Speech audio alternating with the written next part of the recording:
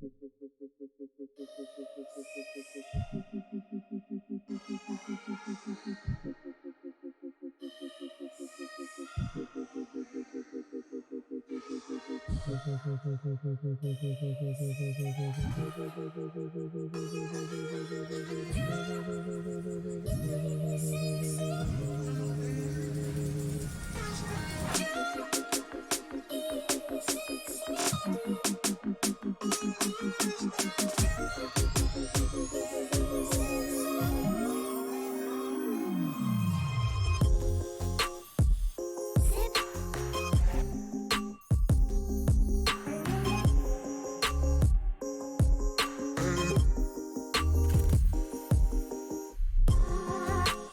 sipping on my sip. Oh my God.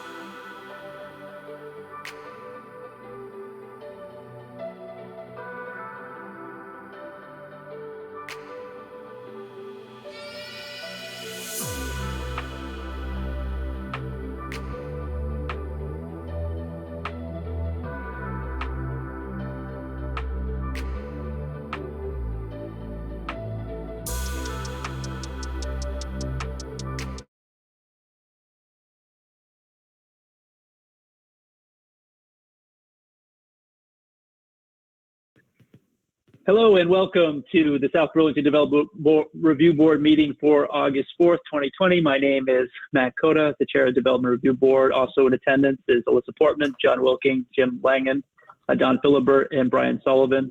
Also with the City of South Burlington, Marla Keene, our Development Review Planner, and Delilah Hall, our Zoning Administrator. We'll go right into the agenda. Item number 1 on the agenda, which is any additions, deletions, or changes in the order of agenda items. Matt, would you like to from the board or O'Brien's request? Yes, I did receive a request from Andrew Gill with O'Brien to move the item up in the agenda item. I'm not inclined to do this at this time because there may be people that I don't know, but maybe people wish to comment on that saw it in the agenda item and appeared and may not sign in until later. So I'm going to respect that. And I understand everyone wants to move up in the agenda item. No one wants to be at 10:30 at night, and we typically go to 11 or so. So I respect it. I understand it. But I prefer that we keep the agenda as it is at this time. Any other suggestions? If not, I move on to agenda item number 2, which is announcements. Great. So my first announcement is that if you mute your telephone or your GoToMeeting application. Become a print.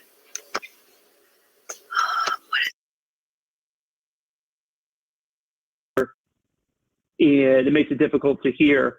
So one of the things that we can do is mute everyone and then slowly bring them back on. But it's a lot easier on Delilah, who runs the computer, and Marla, if you just mute it when you're not speaking, and when you are, just say your name and I'll recognize you if it's the appropriate time. Or another great feature for these online meetings is to enter your name and information in the chat box, which both staff and I check periodically throughout the meeting. That's a great way to get our attention, since you can't theoretically wave your hand.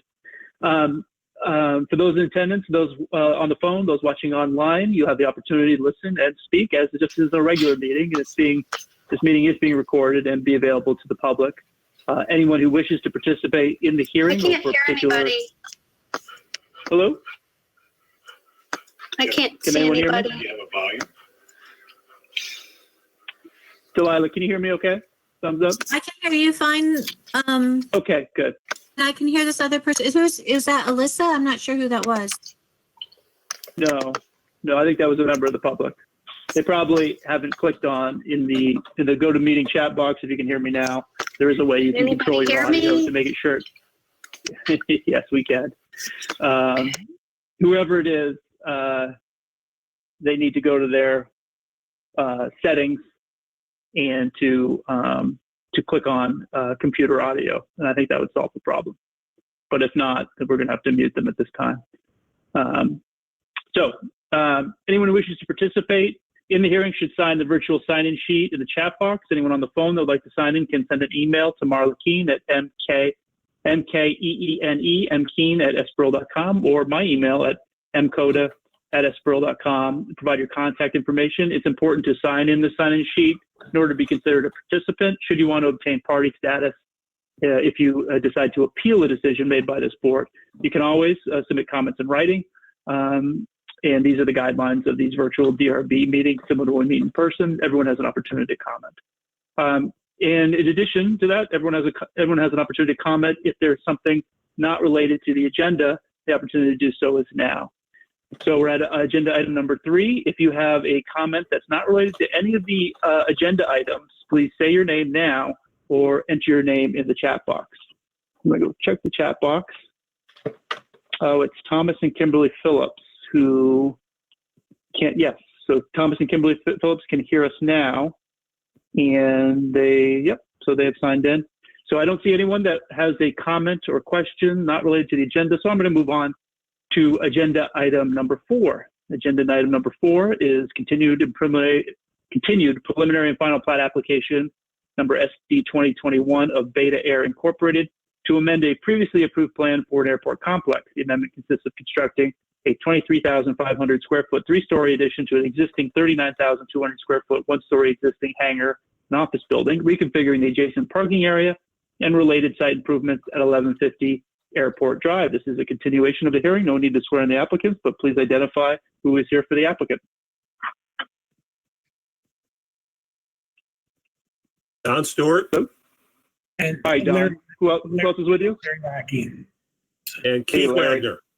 Keith Wagner. And Keith. So, Don, Keith. Larry, and Keith, you're all sworn in.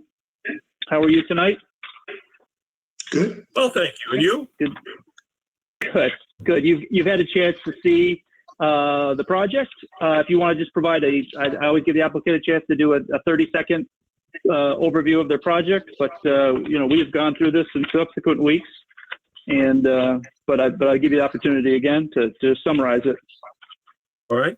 I think that short written summary is good. Beta has been working out of what's called the North Hangar at the airport and is currently renovating part of the existing building.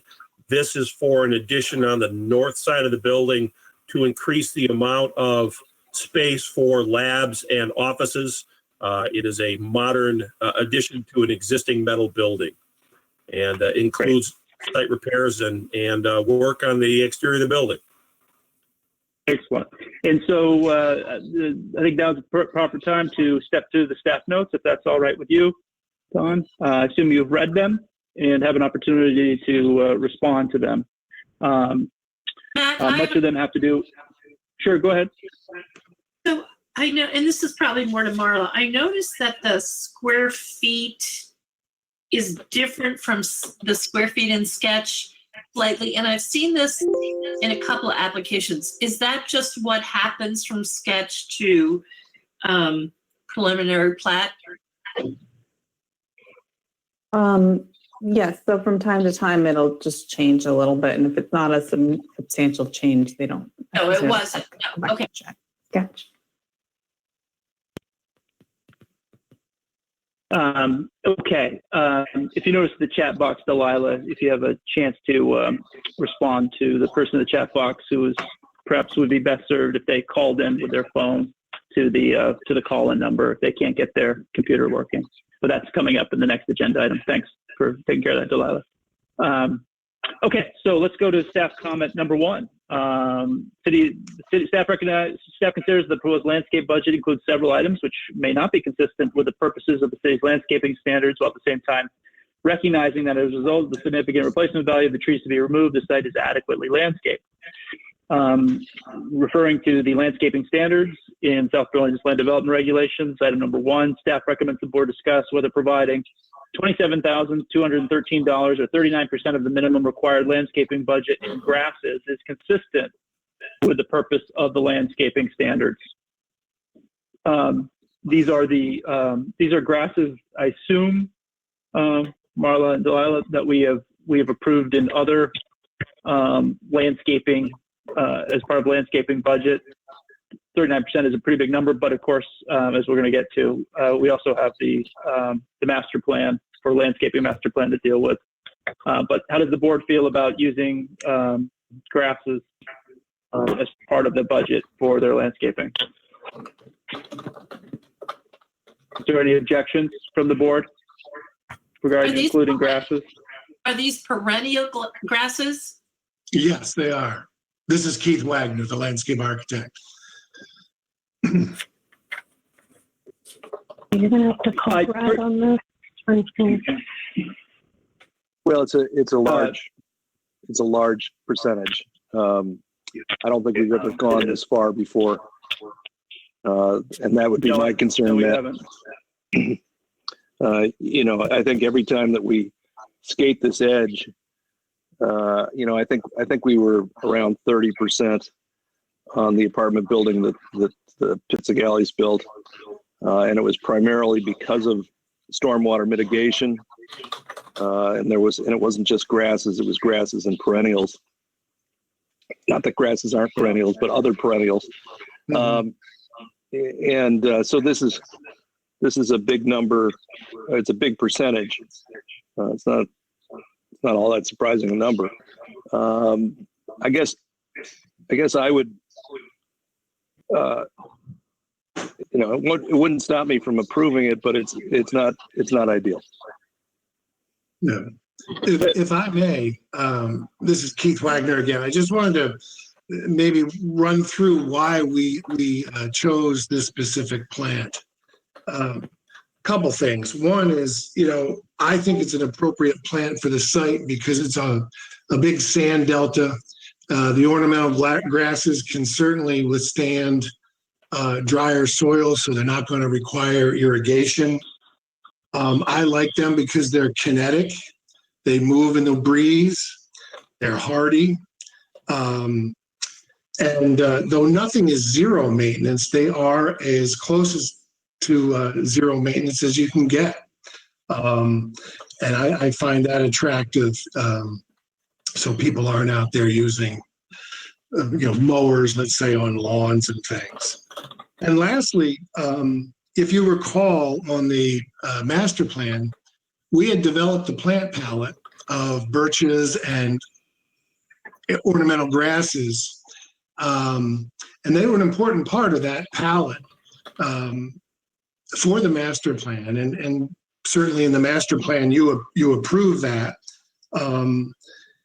So it's those things, including the aesthetics of, the texture of the plant material, certainly with the birch in the grasses, the exfoliating bark on the birch, that building is most of it is a metal building with a new addition.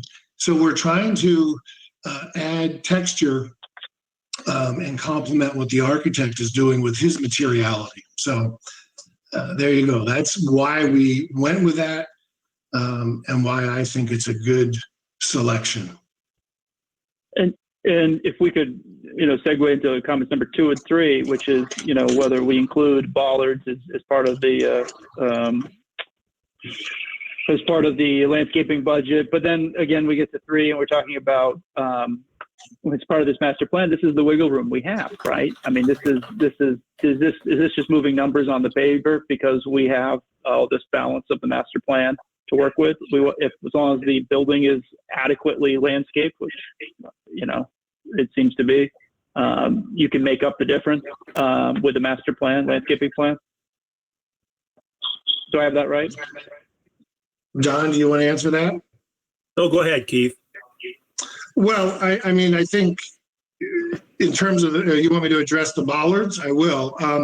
The bollards were selected as an extension, again, of the architect's materiality with the core 10, and really trying to blur that line between where does the architecture start and stop and where does the landscape start and stop. So it was an aesthetic consideration, and I think it's in keeping with what the architects are doing.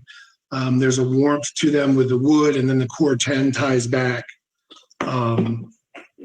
So again, it's an aesthetic extension of the architecture. Matt, if I may, the problem here, Keith, in my mind, is not you and is not this project. I've worked with Keith before on a few things, and his style flows through sculpture, which you might consider these bollards. It flows through the architecture, and the landscape architecture. So you get a nicely formed vision from Keith's exterior work. And so as I say, I'm not against doing it in this case. My problem is more one of once we've done it here, somebody will come back and do it less well in the future and expect the same results. Yeah, I agree with that, John, and we'll give the board another chance to sound off, but I keep returning to, isn't this just a math exercise? If we say no on bollards, I'm more lenient towards grasses, including them, but either way, can't you just put it towards the master landscaping plan? How does this harm this project? Does it mean we're not going to see these elements? That's what I would ask the applicant, because I certainly would like to see these elements. But if you're saying if it's not included in your landscaping budget, you won't build them. I didn't know if that was part of the equation. And I have a question about the ornamental grasses. Do they provide interest during the winter so that you see the stems and the? Yes, yes.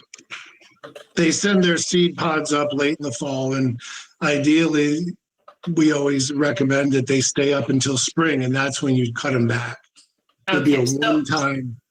So are they herbaceous? Or woody? Hang on No, just a second. information. Delilah, could you pull up that picture that has there's some really nice pictures of these grasses a little farther along, I think. There's another one that it's more like a photograph that is like a single page photograph of there we go. So this is what they look like. This is what Wagner Hodgson has put in. So even in the snow, they're attractive. They provide interest. Yes, and that's why I like them. And they move. They're kinetic. They animate a space. They animate a landscape.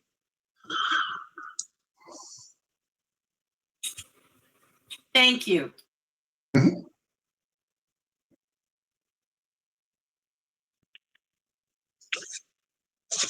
Okay, so we have to make a decision about whether to give you credit for that or to ask that you simply defer that or use those funds towards on-site landscaping consistent of vegetation and ornamental fencing along Airport Drive as are contemplated in areas 4 and 5 of MS 2001. What do you think? Jim, Brian, you give them credit for the grasses and bollards, or count the money towards the fences and the entrance and the other things that we've approved in the landscaping plan? I'd give them credit. After hearing that explanation, I would give them credit, but I'm not insensitive to the concerns that John raised.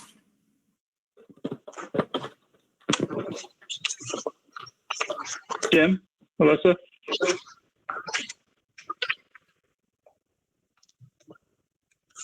I'm definitely okay with the grasses. I'm not sure how I feel about credit for the bollards.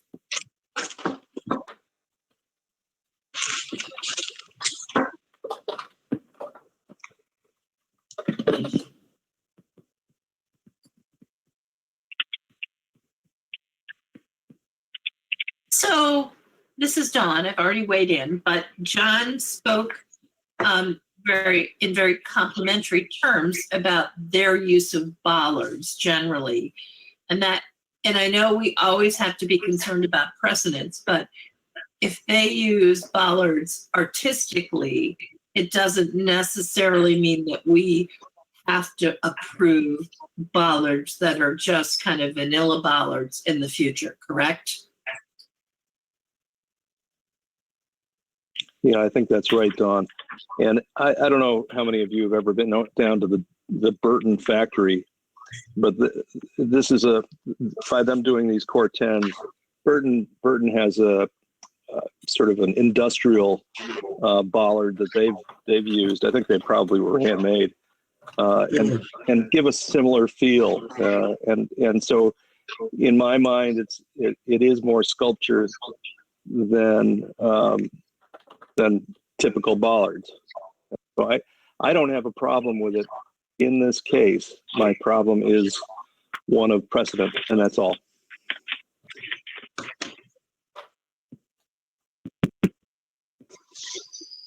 Yeah, well, hearing that it's kind of like a sculpture makes me inclined to say count them, but because we have approved that in the past. But I understand your concern about precedent. Okay, can we move on?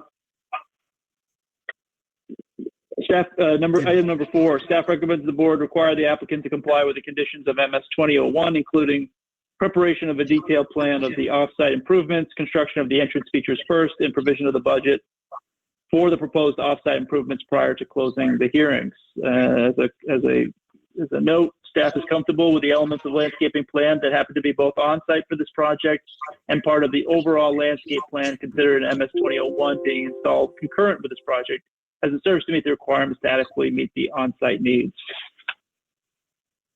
So the board requiring the applicant to comply with the conditions of MS 2001. The applicant is agreeable to that? The applicant is agreeable. Great, thank you. I'm sorry, I need to pipe up here. MS 2001 conditions are that the first one, at such time as the installation feature is approved and this plan is proposed, the applicant must provide a detailed landscaping plan to include a plant list, planting, and hardscape details concurrently with the site plan for which the planting is proposed to be installed. So we need to see a plan showing what's going to be constructed from MS 2001 as part of this application in order to approve that construction. And then the fifth part of MS 2001, the expended budget in progress, I think we may have enough information on that one, but that's another thing that has to be done as part of this application in order to consider the elements approved in 2001 as part of this project.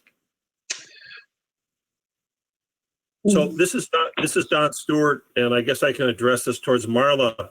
Item number 1 under MS 2001 back on page 2, it's the first black bullet point. Such time as installation of features approved in this plan is proposed, the applicant must provide a detailed landscaping plan to include a plant list, planting and hardscape details, concurrently with the site plan for which the landscape is proposed to be installed. I think that's what we have done here. And I think I think in the fact that our landscape architect, Wagner Hodgson, is also the generator of the master plan. I think we've hit the all these features very, very accurately, including the fence and all those kind of things. And there is listed and you have a copy of this here in this update, our the construction costs and the plan for the budget of the plantings and the entire landscape system. So I think we've done exactly what you've asked for here. And so can you walk me, maybe it's my ignorance, can you walk me through it in a little more detail? What elements of MS 2001 are you proposing to construct, and what plan shows us that? Because I'm not doubting you. I'm probably just misunderstanding because all the plans are showing just the project area, and I guess I was expecting it to be another sheet. No, we're not proposing any plantings outside of the project area because we're fulfilling the responsibilities of the budget within the proposed area that we have. Therefore, we are not designing or planning or installing anything beyond the limits of the project because our work and amount of money spent is within the requirements that you've set up for this project. So we're not planning or showing anything outside of the project space. So what you see on the drawings is the limits of what we are intending to install. So the budget includes a line item for fencing approved as part of MS 2001 airport overall landscaping plan. Right. On our, this is Keith Wagner. Marla, we're installing the fence on this along the road. There's a shot of it right there. So that is the fence that's going to be everywhere for the master plan. So we're installing that segment on this property along with some of the street trees we had talked about in the master plan, but it's only on this project site. Okay. The master plan, I mean, believe me, I would love to get into doing all those working drawings, but that is with TV, the airport, and that's a separate contract.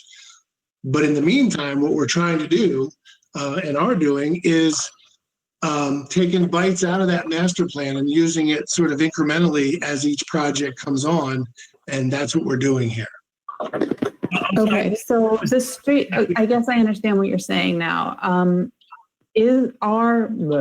Are the elements that are part of the overall landscaping plan, I'm trying to avoid using the word master plan because that's a technical term. the overall landscaping plan. Are those a line item in the budget that's separate that we can kind of keep as a tracking thing? Yes, we have the fencing approved as part of the MS 2001 airport, $20,580. Yep. And then the street trees? I didn't call those out separately. I don't have that, but Okay. you know, think we you can? know what each tree costs and we can count them. Okay. But that, Okay, I think that gets us there. but that was, that was outside of, those things were above and beyond meeting the 69,000 that we needed on site. Those were above and beyond, as I understand it. This is Larry. I think that was the intent of the whole plan. The landscaping plan was if there was a project along Airport Drive that part of it, that this would be part of it as they. Right. So what I'm asking is that the cost of the trees that are, sounds like the fence is broken out. The cost of the trees that are towards that overall plan are in this budget. And the reason it's beyond the 69, Keith, is because you've got another 17 in replacement plantings that are required. So, you know, whether we say the replacement plantings are part of the overall, the street trees, or they're part of the on-site stuff, it doesn't really matter to me. But we do need to track those sort of in two separate buckets. Gotcha. Yeah, I hear what you're saying. So the applicant will track that information and provide it as part of the ongoing process of the project, if that's what you need us to do. Yeah, and Delilah, are you okay with that being just part of the zoning permit instead of now? Does that work okay for you? Yes. Yes. Okay, great. Thank you all. Moving on to comment number 5 regarding city arborist has made some comments. They're listed. Talking about the prices of the trees, talking about the spruce and the apple trees, and the value of the trees. And the comment from the staff is the spruce and the apple trees referenced by the arborist are located on either side of the transformer cabinet between the parking area and the street. Staff recommends the board discuss whether to assume these trees will be effectively lost during the development and require their value to be provided in replacement plantings, or to require the applicant to modify their plan to reduce the impact to these trees. So what do you think, Don? These trees going to be lost during the development? Keith? Keith, go ahead. They are very close. The roots, you know, can be cut cleanly and they could survive, but I think the client is completely comfortable that if they do fail, then we would have to replace them at, you know, your recommended formula for cost of replacement. That works for me.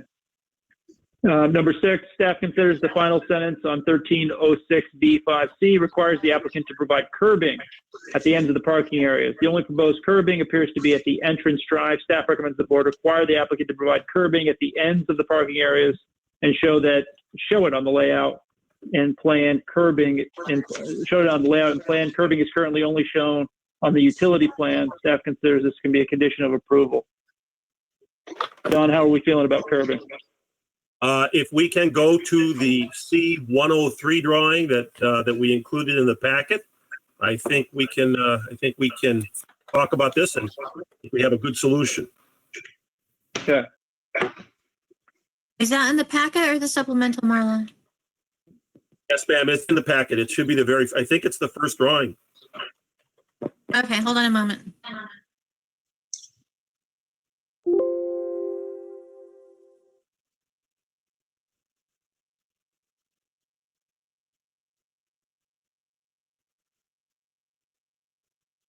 There we go. Okay.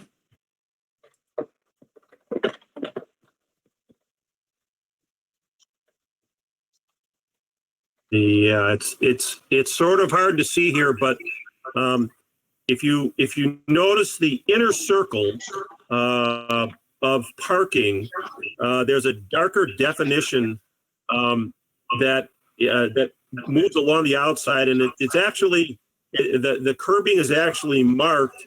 But I think that the simplicity of this is to say it doesn't necessarily show up very well here, but you can see if you look in the lower right-hand corner of this drawing as it's expanded at this point, you see it says 6-inch concrete curb. So that 6-inch concrete curb covers the inside curve of the south entrance on both sides. And it does the same thing on the north entrance. If you look at the lower left-hand corner, you'll see it says 6-inch curb, and it points away to the left to the curved curb. But there is curved curb on both the left, both the north and the south entrances. So those are part of our drawing, and we will be installing those as part of the plan. Okay. So the staff comment done, which says that this can be considered a condition of approval. You're agreeable? Applicant accepts that. Okay. Number 7. Staff recommends the board ask the applicant on the height of the proposed transformer and require them to demonstrate how it can be fully screened on 3 sides. Yeah. And number 8, the transformer is not shown on the landscaping plan. It appears to conflict with an area to be planted with a 15 Shenandoah switchgrass, mature height, 3 to 4 feet. Staff recommends the board discount the value of these grasses from the landscape budget, $375, as it will not be possible to plant them in the location of the transformer. Yeah, this is Keith again. So the transformer's 6 feet tall. And what we've done is we've proposed, and I think this is in the summary of revisions, we've updated the planting plan to include 12 red chokeberry, which get to be 6 to 8 feet. And then the grasses, the Shenandoah switch grasses that we had previously used in that situation, we've moved, absorbed it into the landscape, and we're not using those as screening for the transformer. So 3 sides of the transformer will be screened, from the road and both sides, and then we have to leave an access way for the electrical company. Right. So that's been dealt with. Our landscape drawing shows that. If we can pull up the colored landscape drawing, it shows pretty clearly the chokeberries and that's not, there's one before that, I believe, Delilah. There you go. There we are. Yeah. We can get it up a little higher, we can see it. Where is it? There was the previous one, the color drawing, the color landscape drawing. I believe it's L100. I'll go down.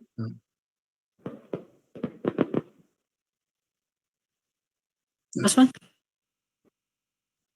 No, there you go. So, does that show it? I can't see it. I don't see it on here. My packet looks different than that.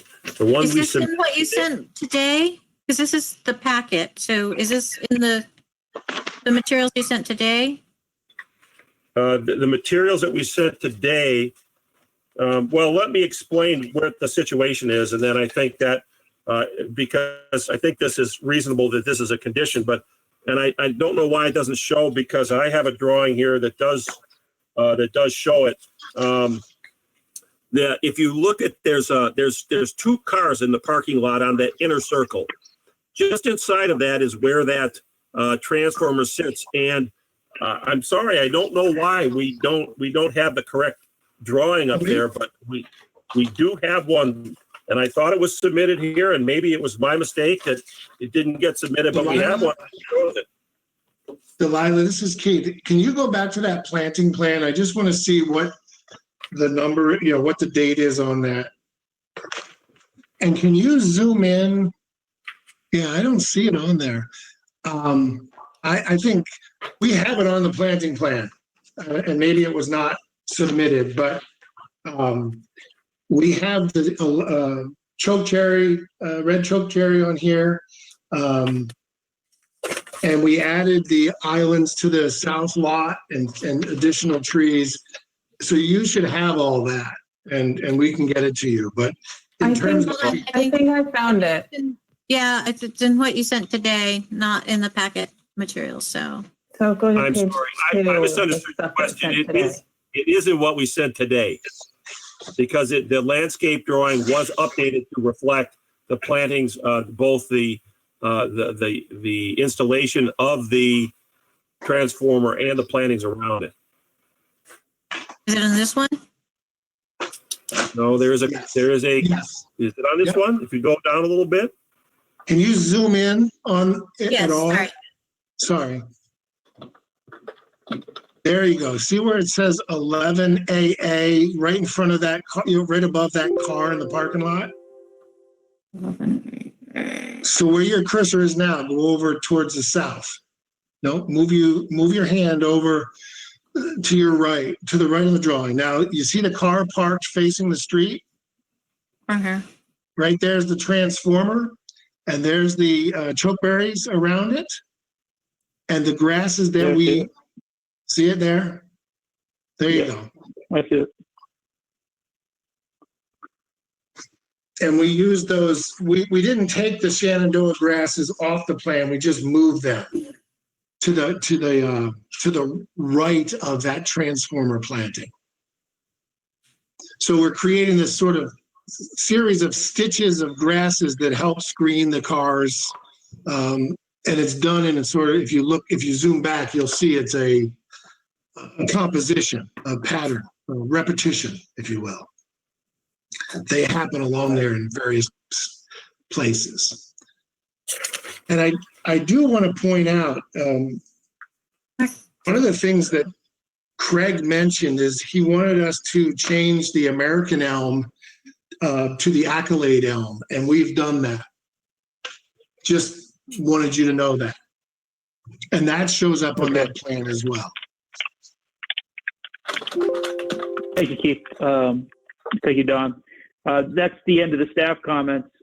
Before the board discusses further, is there anyone, member of the public, that would like to comment on this specific agenda item, SB 20-020? If so, type your name into the chat box or simply say your name.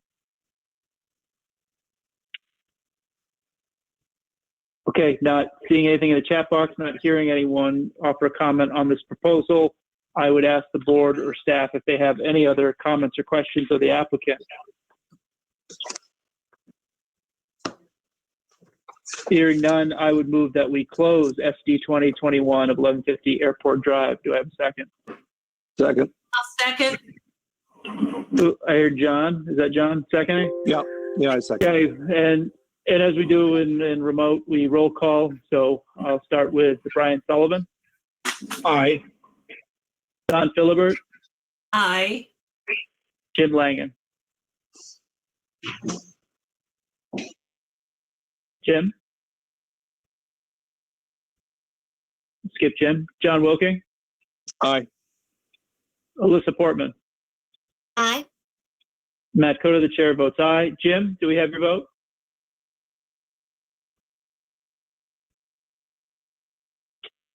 It passes 5-0-2. Thank you, gentlemen. And we'll now move on to the next agenda item. Thank you.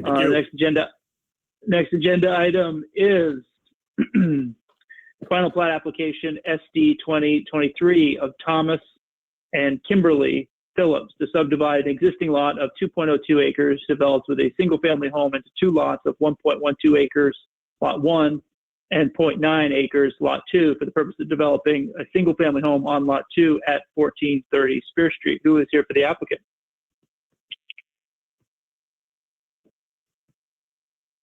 Kim Phillips and Hi, Tom Kimber- Phillips. Hi, Kim and Tom. Good to see you. I hope you can see us. We can hear you now. Okay, we cannot see you. We're calling on a phone and I can't get my computer to work with the camera.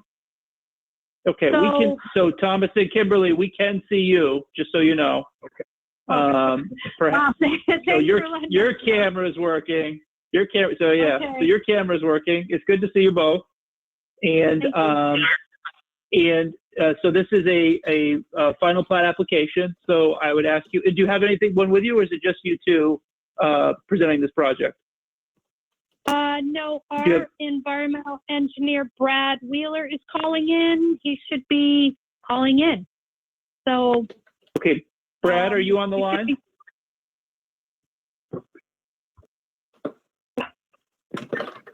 Oh, okay. I'm sorry. Okay, sorry. Okay. I forgot. I can't hear Brad. He'll be in Okay. just a second. Okay, that's fine. So as we do on any final plat application, when we hear it for the first time, this is a formal hearing. So I ask you both to raise your right hand. Swear to tell the truth under penalty of perjury. Yes. Yes. Here I do. You say yes? Okay. I do. Thank you. I do.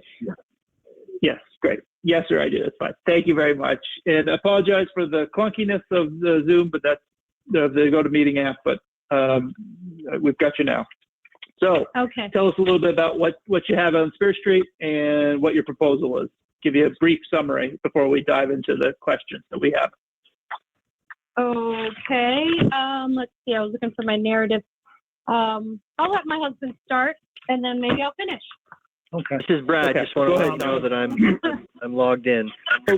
Brad, Great. Brad, could I have you, before we continue, Brad, as we do at preliminary and final plat, could you raise your right hand, Brad, and swear to tell the truth under penalty of perjury? Okay, thank you very much. Okay, so Thomas, you want to start with the narrative? What have you got here? What do you want to do? Yeah.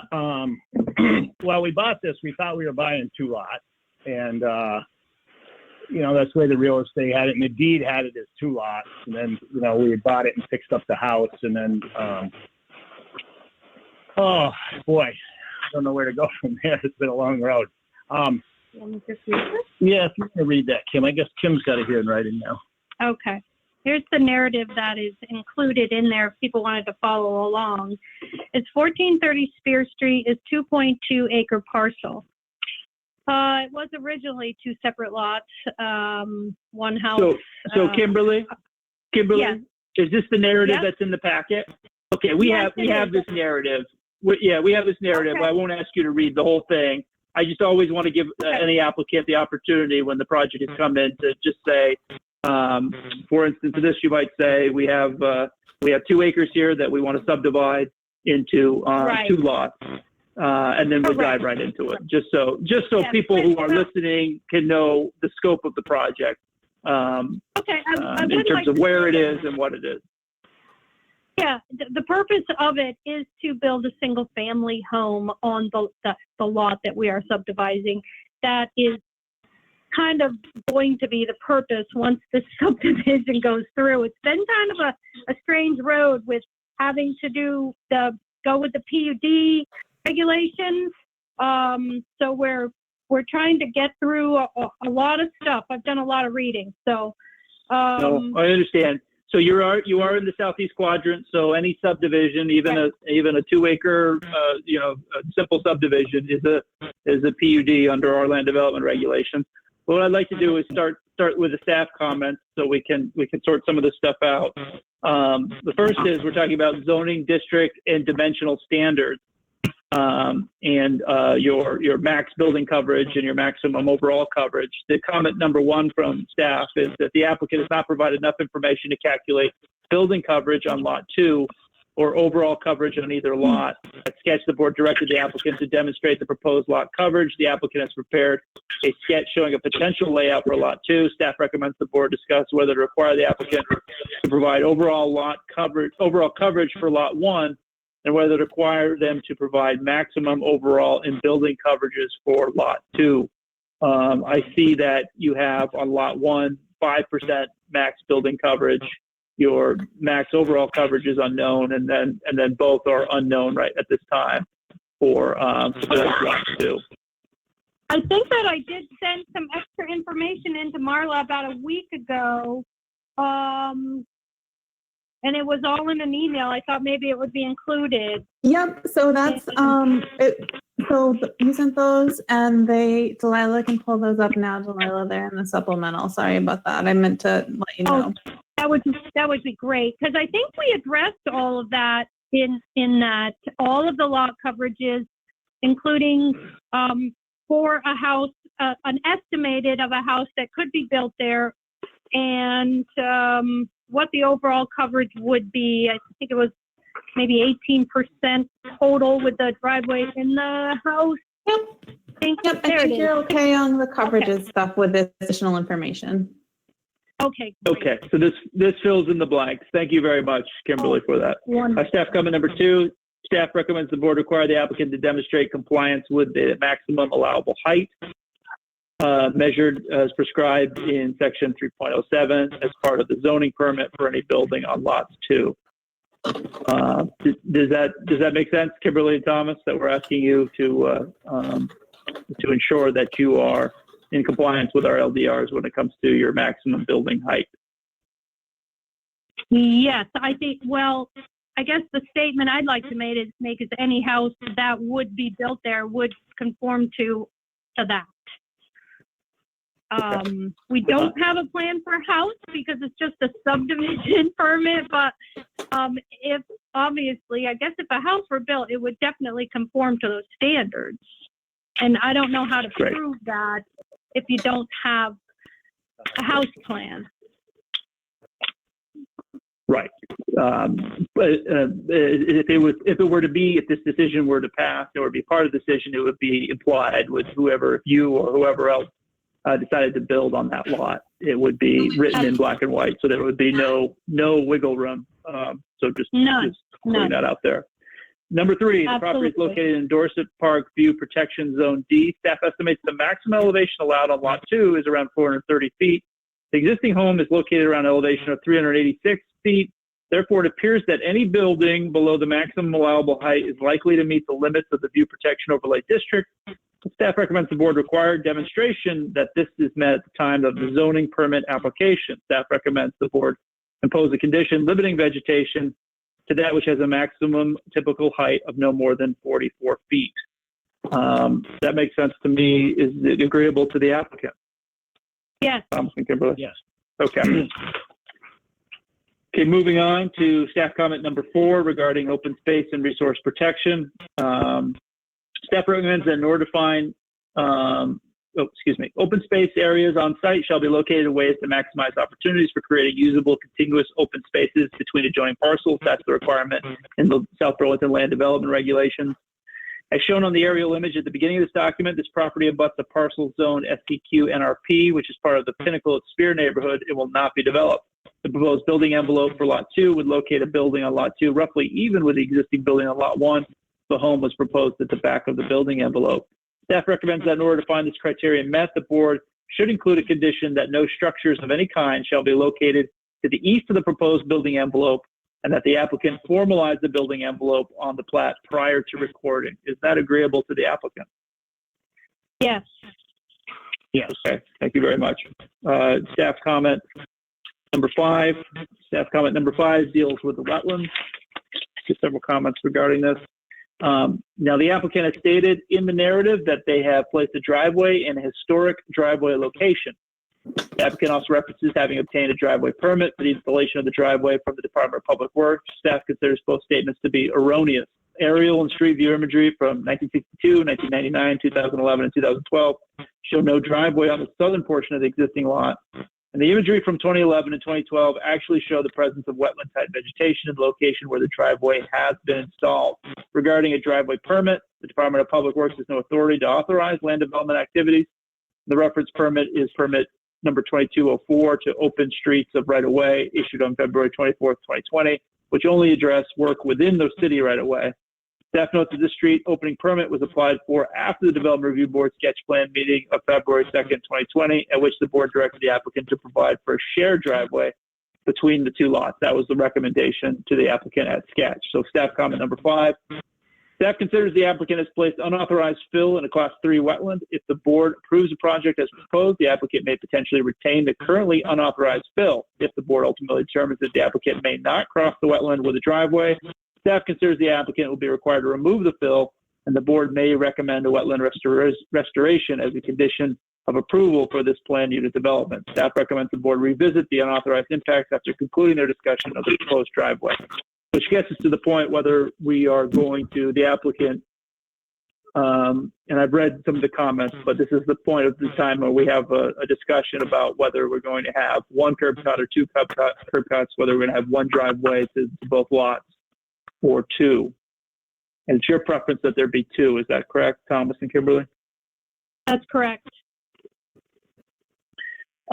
Staff considers that the default is that the board prohibit encroachment into the Class 3 wetland and wetland buffer. Staff considers such prohibition would not create undue hardship because access to a subdivided lot can be via the existing driveway north of the Class 3 wetland.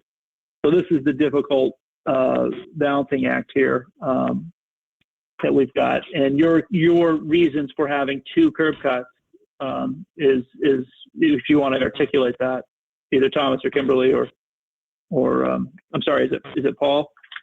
It's Brad. Oh, Brad. Yeah, Sorry, Brad. Thanks. Yeah. Go ahead, make your case. Okay. Can I say something, Kim? No. Go ahead. Well, I just want to defend myself a little bit, and I'm sorry if I did anything that I wasn't supposed to do, but I had asked for a driveway permit real early on, and they never issued me. I thought I was going to have to put a culvert in there, and I couldn't find on state maps that it was a wetlands, and so I went to the city of South Burlington, and they told me to get a driveway permit that I'd have to go to Public Works, and I had Public Works over there, and we found that there was a storm drain on each side of the driveway, a telephone pole on each side, the sewer manhole, and also we found a sewer stub that wasn't on their drawings that was supplying that lot. And it made sense for that driveway to be there. Now, we parked there for a while without any fill in there, and it seemed like it was the highest point. Whether it was a driveway or not before, I kind of thought it was because it seemed to be drier than everything left and right of that. And, I tried not to hide anything. It wasn't like I was trying to do something illegal, believe me. That wasn't my intentions at all. And the reason I went and got the driveway permit later is because they never issued me one when they told me I could go ahead and do it, that I didn't need a culvert. And, I'd spray painted a couple lines out there on the roadway where we were going to do it, and it just seemed to make sense that that's where the driveway should be. And then I was told later on about that you guys might, after this was done, I was told that you guys might ask for a shared driveway, which I was very surprised. I guess I never even thought that someone would bring that up. And so here we sit, and I'm sorry if I cause any problems for anybody, mostly ourselves, it seems like. But that's enough for me. Thank you, guys and gals. Okay, I guess I would like to put in just a couple of comments for the driveway being, where it is now. I don't know if anybody has looked at the survey and has seen where the power and the wastewater and the cable all run up the driveway of the existing driveway of the house next door. A shared driveway would make us have to dig that all up, and in case the power, I believe the power would need to be encased. We would have to fix the sewer line that we just put in, and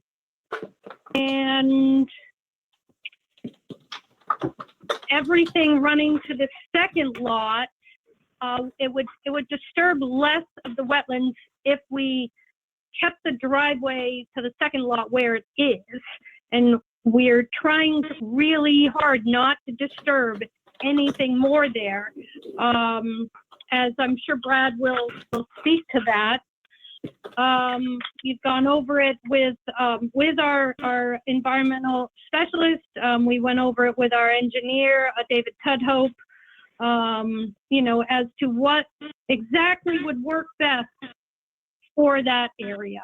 And we have talked with Green Mountain Power. We've talked to the gas company. We've, all of that. And I know several of the people of the Public Works Department have been out there, to see that site. So I I guess that's all I have to say. Thank you. Maybe I could offer a couple of thoughts relative to the wetland question there and removing the driveway. That class 3 wetland is the definition of a class 3 wetland. I'm sure you're aware of it, is that it does not provide any of the listed functions in the Vermont wetland rules at a significant level. So they have determined that class 3 wetlands don't warrant their protection. Clearly the city has an ordinance that does protect class 3 wetlands and applies a 50-foot buffer zone, but it's apparent to me in some of the language I've been reading about this meeting tonight that the city recognizes that we're really trying to protect wetland functions here. And in this particular case, this wetland is really small. It's just confined to that area right at the western edge of the lot. Because of its location directly adjacent to Spear Street, the fact that it's really just herbaceous vegetation and some very heavy clayey soils in there, functionally, it truly is virtually insignificant. To come in and tear the driveway out and try to restore the surface elevation and hope that that's going to come back to some sort of significant wetland functions, that's really not going to happen. It's honestly just going to kind of make a mess and continue to be the essentially insignificant wetland that it is. And I don't say that on my own opinion, but based on the definition in the Vermont wetland rules. So it seems to me that we don't really achieve much in terms of helping or protecting that little wetland area by coming in and removing the driveway. Board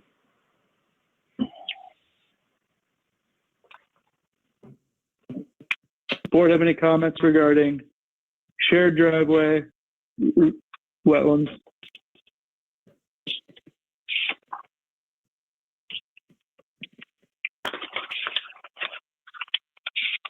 Staff?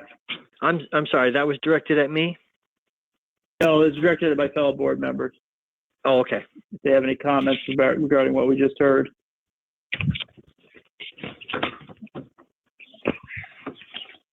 So I think that it's helpful to provide some context. And the context is that, it's obviously in the staff comments that you've all read pretty recently, but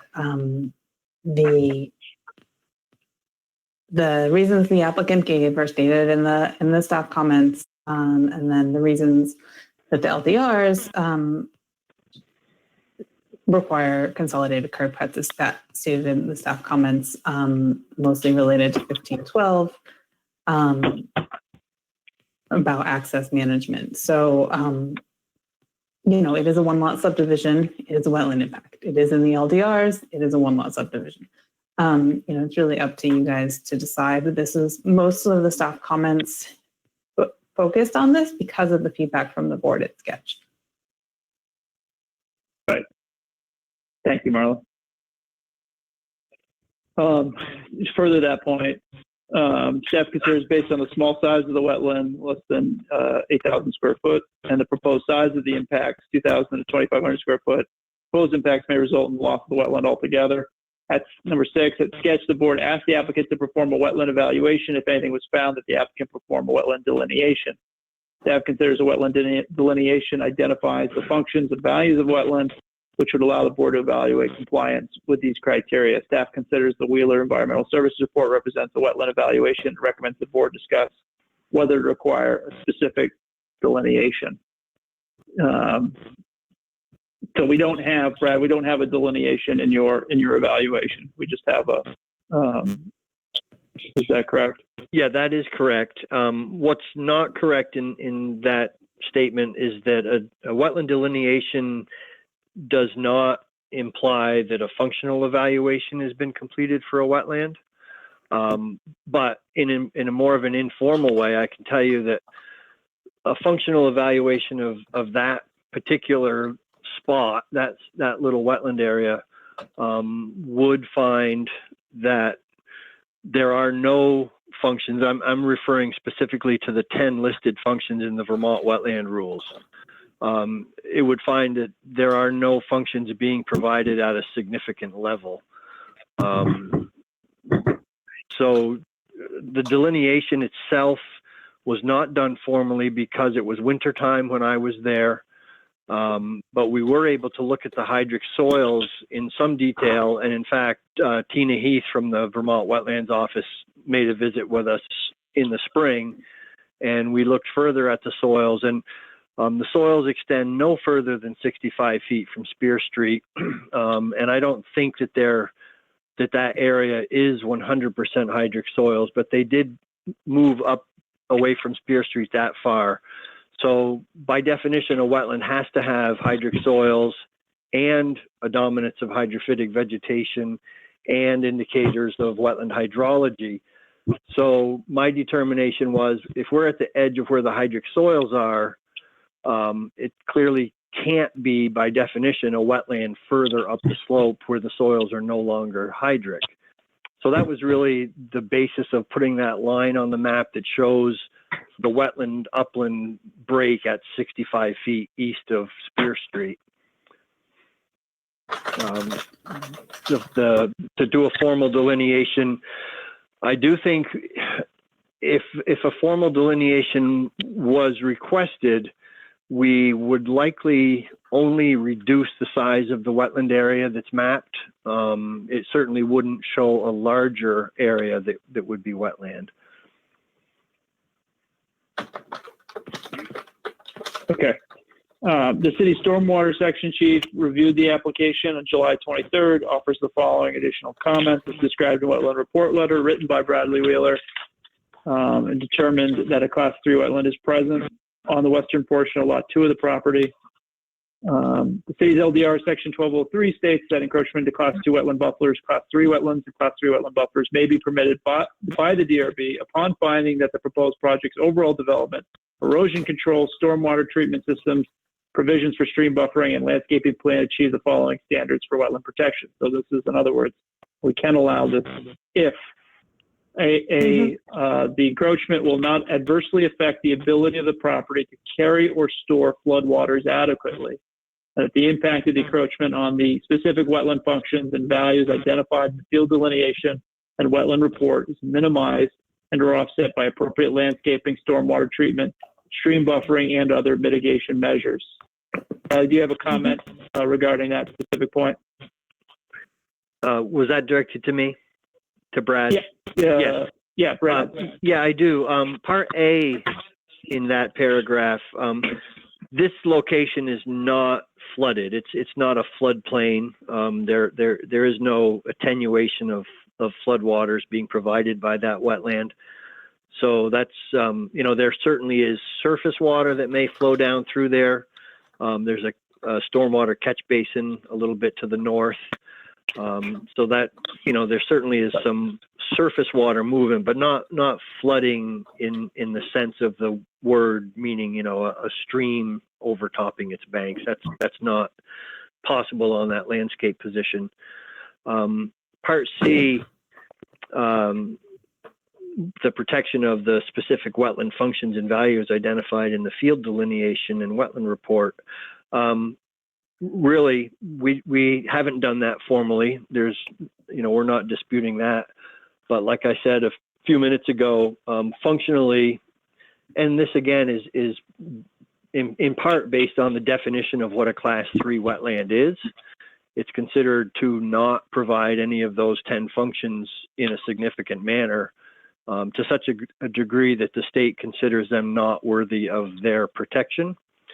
So putting the driveway through there, it certainly will put some fill through that area. The utilities that will be buried and backfilled and brought back to the original surface grade in those soils, because they're so heavy, there won't be much transport of superficial groundwater, and I don't expect that trench, even though we have outlined some square footage, I think we suspected 12 to 1,500 square feet of temporary wetland impacts.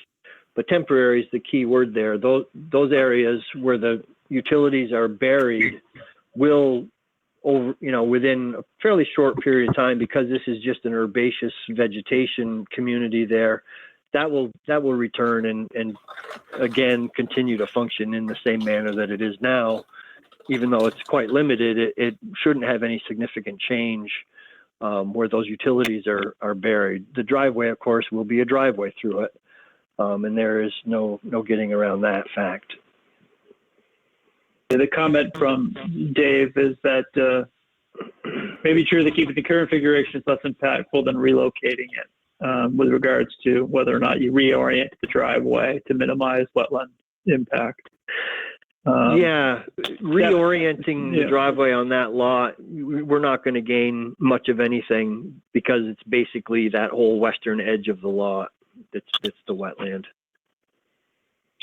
But comment number 8, staff considers the proposed driveway does not protect the natural resource area, the Class 3 wetland identified in Article 12, recommends the board require the applicant to modify their plan to meet this criteria. Additional discussion of the applicant's request for a separate driveway is under the PUD criterion number 3 below.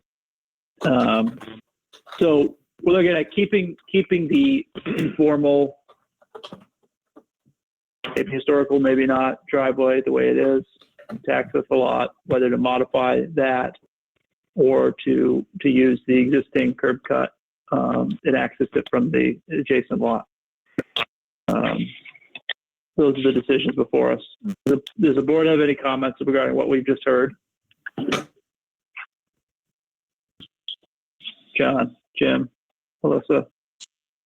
I do not.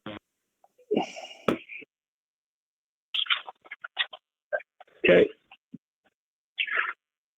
Comment number 9, staff recommends the board require a conservation plan for the Class 3 wetland in the form of a demarcated buffer, potentially to include a split rail fence, and require the applicant to record a notice of conditions stating that there shall be no use of herbicides, pesticides, and or non-organic fertilizers within either of the wetland or the associated buffers. There shall be no mowing within 50 feet of the wetlands, nor can the wetland buffers be turned into lawn. Brush hogging will be allowed no more than 3 times per year. Is this acceptable to the applicant? Yes. Yes. Comment number 10, the applicant is proposing to connect to public water and sewer. No preliminary allocation has been procured. Staff recommends the board require the applicant to obtain preliminary water and wastewater allocation prior to closing the hearing. It's acceptable Matt, to the this applicant. is Marla. They did send that to me later Excellent. last week. Thank you very much. Thank you, Marla. Comment number 11, staff recommends the board require the applicant to demonstrate written acceptance of the proposed development plan for Lot 2 by the fire chief or building inspector prior to issuing of a zoning permit. Is this acceptable to the applicant? Yes. Yes, Yep. and I did send him an email quite a few days ago. I haven't heard back. I know it's just a hard time and a busy time for everybody, but he does have the information. So just, we accept that. Thank you. Okay. Comment number 12, staff recommends the board discuss whether they consider the remaining reasons to allow waiver of the requirements to consolidate curb cuts. In other words, our LDRs encourage us to limit the amount of curb cuts. Your plan does not. You've stated the reasons why you want a separate curb cut. Our decision, we have to discuss this and deliberate.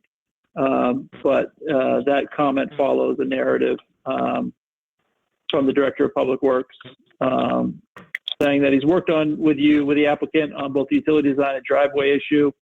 He's okay with the non-combined driveway, but understand the larger issue in the DRB's viewpoint. My comfort with it is from a traffic safety perspective. I don't think an additional single-family drive is unsafe along the stretch of Spear. So that's a helpful comment to understand the issue of whether or not to add a curb cut there. Do you have any comments regarding that? Was that John? No. Oh, sorry. Who was that? Yeah, it's John. I agree. I don't see a lot of downside to additional curb cut unless it is impacted by Class 3 wetlands again. I would agree. Okay, residential design. Number 13, because this is part of a PUD, yes, it's just a 2-lot subdivision, but as part of the PUD, we have to discuss residential design. And number 13 says no construction is proposed at this time, but staff recommends the board require demonstration of compliance with this criterion at the time of zoning permit application. That's regarding building orientation. Is that acceptable to the applicant? Yes. All right, number 14, for a single new home, staff recommends the board discuss whether they consider this criterion to be relevant. That's the building facades, theme and variation. We know is my perspective. I don't know if the board has any other comments regarding that. I agree. It's John. I see. I don't see it. Just what we have to. It's what we have to do for. We're required to review a subdivision in SEQ as even a simple 2-acre, 2-lot subdivision. But that's the viewpoint we have to waive. Number 15, the applicant has requested a waiver of this criterion because of the wetland. And in order to be consistent with the adjoining houses, staff recommends the board discuss whether to accept this waiver request. This is the setback requirement. That building should be set back a maximum of 25 feet from the back of the sidewalk. How far back do you want to go, Thomas and Kimberly? I think there was a plan with a building envelope with the dimensions on the building envelope. I think. Was it 200? Oh, there it is. It's Yeah, gotta be you at can least just see it on 65. here. It's sort of the vertical yellow line. I'll highlight it. Yeah, it's about 160 feet. Is that correct? It starts at 160, ends at 320. That's sort of the envelope, I guess. Yeah, I mean, the reality is on Spear Street, particularly that side of Spear Street, most of these homes are beyond 25 feet, if I remember correctly. Oh, we have the wetlands and the buffer also, so we got to stay beyond that. That is correct, yes. So I wouldn't have an objection to accepting this waiver request, but it's open for discussion. I have no problem.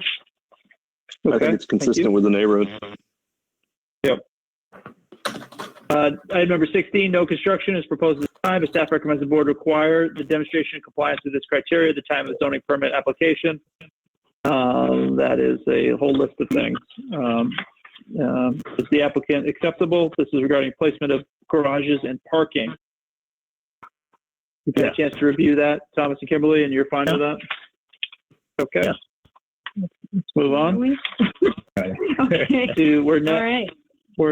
We have finished with the staff comments. Finished number 16. You know that you have to comply with the stretch energy codes, commercial building energy standards with the LDRs. Make it nice and tight. Absolutely. And that's all we have. That's all we have from staff comments. I'll give the public an opportunity before we do a wraparound with the board.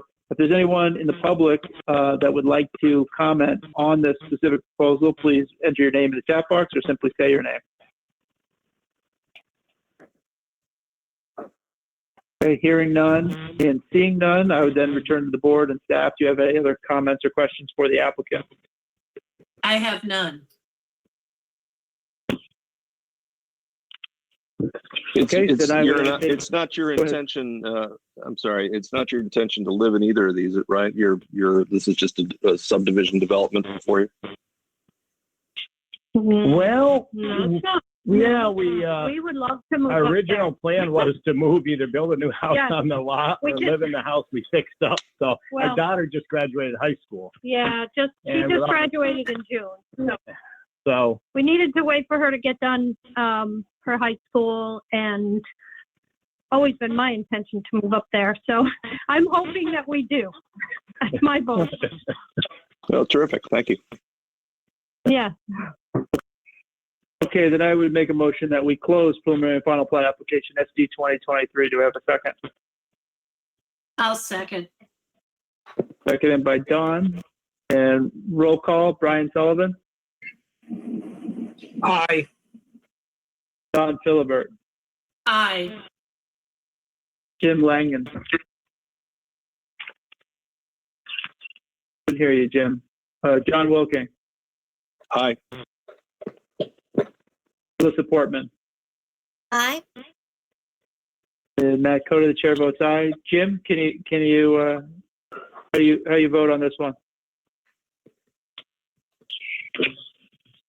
I got a note from Jim. He is listening, but I think he's having a problem with his microphone. But for right now, the vote is 502 to close. Excuse me.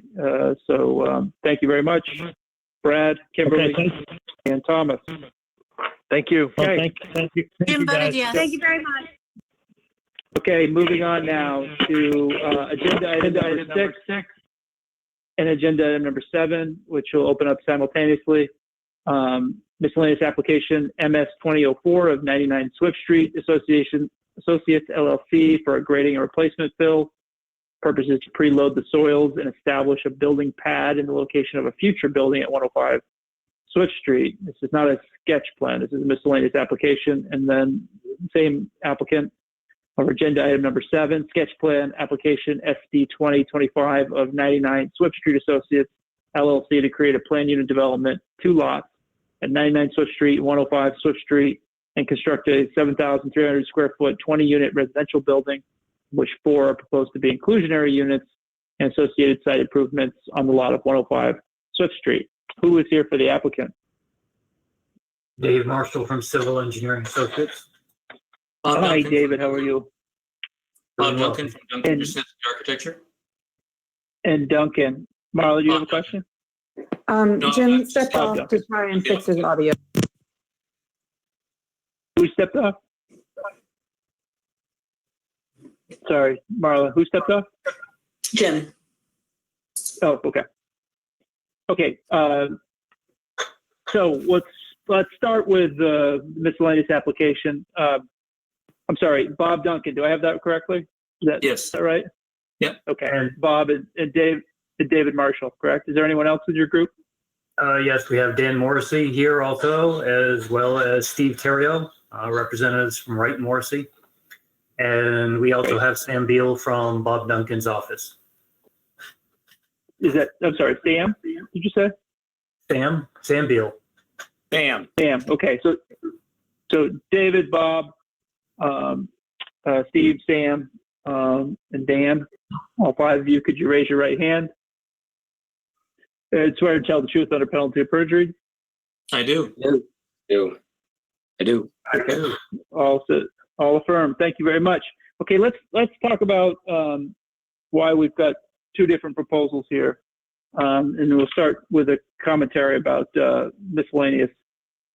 First, I always give opportunity if David, if you want to describe, or someone else in your group wants to describe what you're trying to do here in 30 seconds. Very good. So in this particular case, to orient you with this particular site, we're at just east of the Farrell Street and Swift Street intersection. It's been highlighted nicely on the staff report. The current Wright Morrissey building that also has general and medical offices is located just to the west. And further to the east and on a higher elevation plane is a single family home. And this used to be a site of a single family home. And what we're proposing to do with this miscellaneous application is to temporarily place some soil on the site to compress the underlying soils in a manner that would allow for some future development to occur without adverse settlement associated with it. So this particular plan that's on screen right now shows the developed area on to the west or left side of this at what we call 99 Swift Street. And the lot in question, which is on the right-hand side, which does not show any buildings because there are none out there today, is the site in which we'd like to place some temporary fill to compress the soils and to enable perhaps something to occur in the future, which would be subject to a separate application review by the city as well as Act 250. So in this particular case, the next sheet shows, I believe, that would be Delilah, a heads up if we can go to the next sheet, shows the general limits of where the proposed soil would be placed to allow for the consolidation of the underlying soils. And so that's the limit of generally. David, I'm sorry. David, if we could just get to the sort of the heart of the matter, which is the staff comment, and then we understand why. I certainly understand why you want to do this. I think from a to get this approved, to get working on this, I assume this is a speed thing where you could, if you got approval to move the soils, you could do this now and then work on the fine details of the building. That will take us more than a night to discuss. Our concern is that, or the concern stated by staff is that you want to move 730 cubic yards of fill for the purpose of preloading, consolidating compressible soils, the staff's opinion is that has to be part of the plan for what you're going to do with that project, which we see in agenda item number 7, rather than a separate miscellaneous application. And that's the conflict that we have in the decision about whether we tell you, let's not spending more time with this. Let's put this idea of moving soils into your plat application, whether it's a preliminary or preliminary and final plat application. So now's I guess would be a good time for you and your team to make the case of why we should approve a miscellaneous application rather than just say no and come back at preliminary plat with your proposal to move the soil. Understood. So if this particular request were to place permanent fill or something that would modify the site in a significant way, then we would agree that it would be part and parcel with a second type of development request, perhaps, that would come before the city. In this particular case, this can be a standalone feature, primarily because this is temporary fill. It can be removed. The site can be restored to what it looks like out there today if the project never goes forward. And in this particular case, it is a timing issue that we would like to basically take advantage of, the phasing of approvals with regard to the potential and future development of this particular area. So it is both a timing issue, but the nice thing, again, when you take a look at what's out there today, the footprint of the proposed fill, it's something where we're not asking to cut down all the trees out there to facilitate this.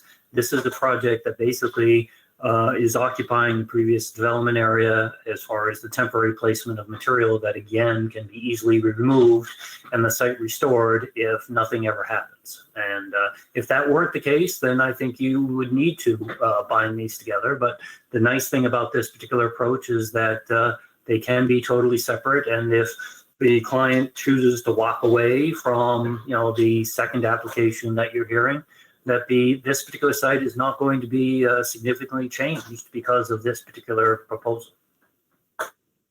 Well, there'd be 730 cubic yards of material that aren't going to be removed. They'll be there. But, no, there would be. This is a temporary placement of fill, which means that the applicant is obligated to remove it after a certain period of time. Yeah, it's John. Do you have unstable or plastic soils or something going on underneath there? I'm sorry, John, can you repeat that question? Are there unstable or plastic soils? Something going on that requires the preloading? Yes, they're loose clays that occupy this particular site. And the geotechnical recommendation was to provide this particular type of preloading. Yeah, I have no problem with this. So the 730 cubic yards go on. I'm sorry to cut you off, Don. Go on, and then it's removed. Explain that to me a little bit more. I'm sorry, I didn't catch that. Yes, it basically gets removed, and one of two things happens: is that it gets removed, and if there's no further approvals from the city, then the applicant is obligated to restore the site to the pre-development conditions. If a project is approved, then the materials get moved off to the side, and the new project would occupy this particular site in accordance with whatever is approved by the city.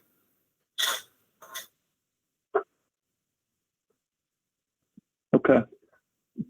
Any other comments other than from the board regarding whether we I have a proceed? question. I've been trying to figure out where the site is, traveled on Swift Street.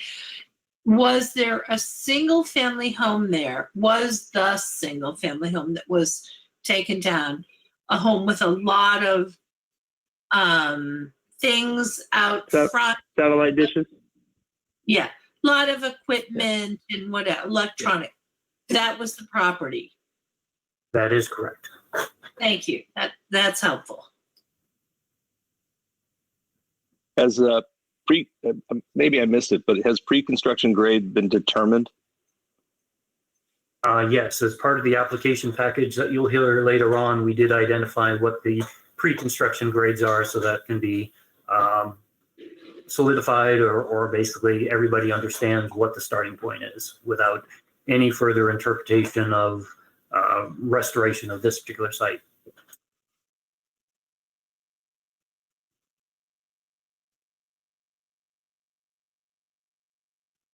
Okay, so staff comments are fairly strongly worded that we shouldn't do this.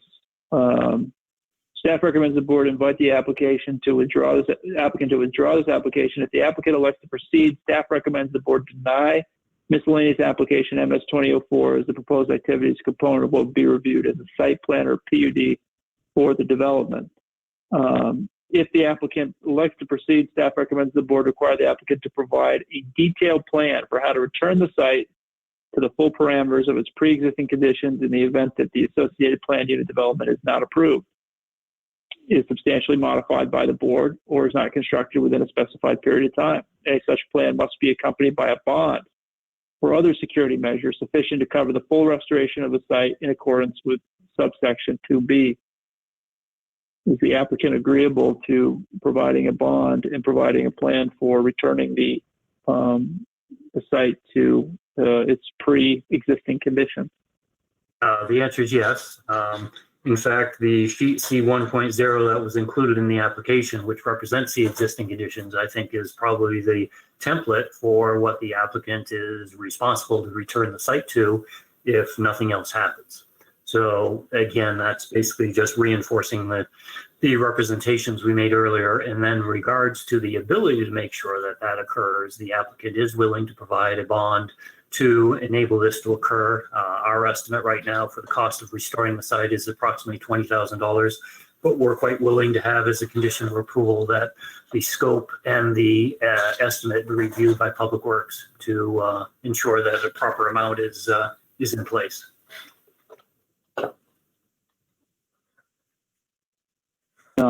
Okay.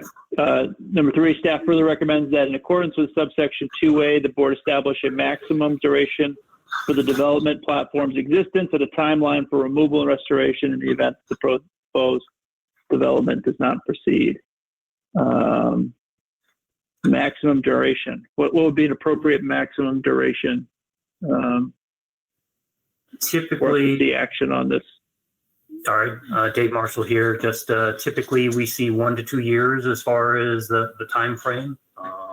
We can live with 1 year with regard to the obligations of the applicant to restore the site. Okay.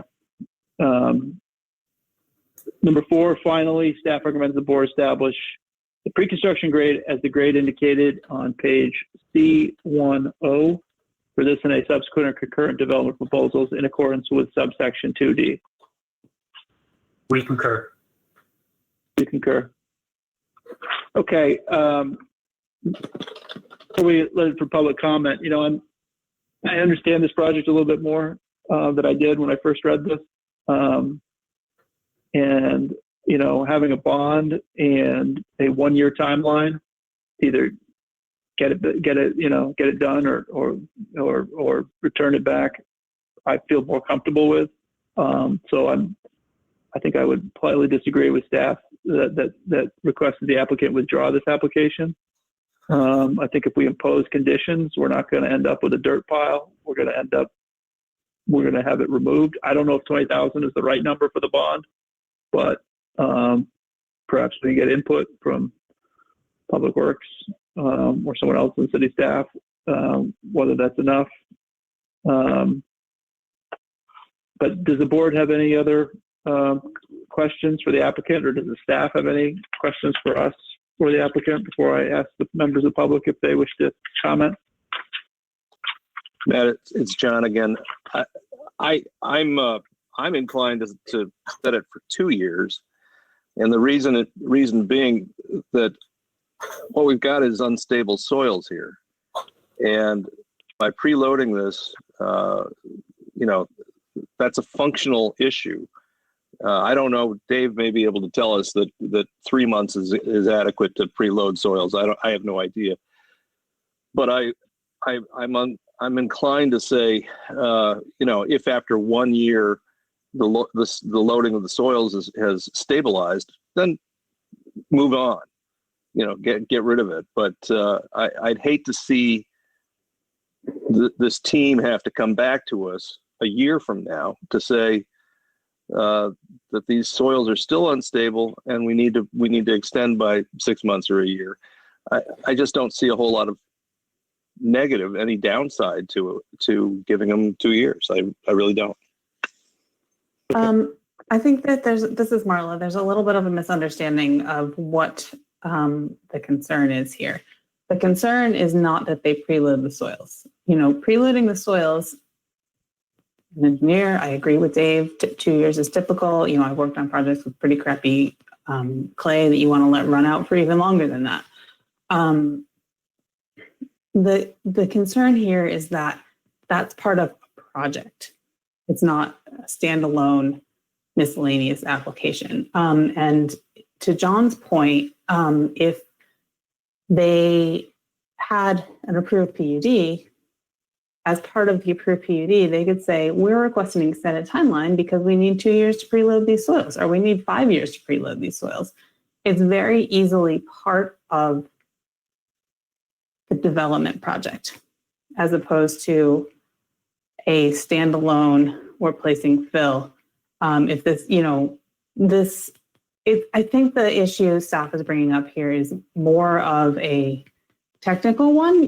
There's no, as you can see from the next, from the sketch plan application that we're going to talk about next, the project seems okay-ish on the face of it. And there's a few things to discuss, as there always are at the beginning, but the project is probably going to move forward unless we run up against some big roadblocks. It just feels like they're asking for approval of part of a project without showing the whole project. And I think that's the issue here, more than the actual act of preloading the soils. Could you please? Yeah, What? Go ahead, John. The soil means? It's not a term I'm familiar with. So preloading the soil, if you have unstable soils, especially in clay tends to have this matrix where it doesn't consolidate. And if you, I don't know if you cook with tofu, if you put something heavy on your tofu, it kind of squishes the water out over time and it becomes more solid. Same thing happens with your soils, and then they're a little bit better for construction. So is preloading kind of amending the soil, which gardeners term gardeners? Actually, no, we're not amending the soil so much but as Marla indicates, we're basically squishing it. We're basically squishing the water out of the pore spaces of the clay. And what that does is creates a more stable environment for future loading. And it also reduces the amount of loading settlement that will occur in the future. Right now, we're talking about approximately 2 inches of settlement that we're trying to occur here. And the geotechnical people say that we should have this loading in place for approximately 2 months.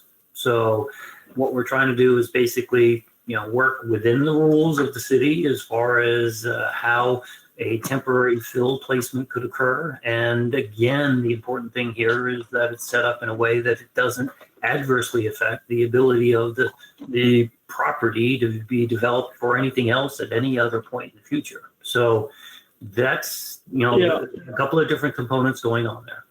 Thank you, Dave. Yeah, and I think if this project, if the next agenda item was on the agenda 2 months from now, I don't think we would be going through this. It's because they were presented together. and even though Marla is correct that this seems like a great project, and look forward to more affordable housing in the city of South Burlington with inclusionary units. Certainly, you could go through sketch, and then the applicant could say, "Yeah, you know what, we're going to try something else." So it's kind of both, right? It's part of this project as you're proposing, but it may not be. You may change your mind and not decide to submit preliminary plat for SD 2025. That's your choice, not ours. So I'm inclined to agree with John and not suggest you withdraw and put in conditions. Yeah, it's John Yeah, go again. ahead. One other thing that I had a long conversation with both Todd LeBlanc, the assessor, and Kevin Dorn about. We have COVID amongst us these days, and there's a lot of uncertainty in the investment world for real estate. I don't think there's any reason to tie Dan and Steve's hands here to a deal that they may or may not push forward with. They may say, "Oh, we did a bunch of 1 and 2 bedrooms, and it turns out we need all 3s." They may turn around and say, "Residential tanked in the 8th month of COVID." Whatever it may be.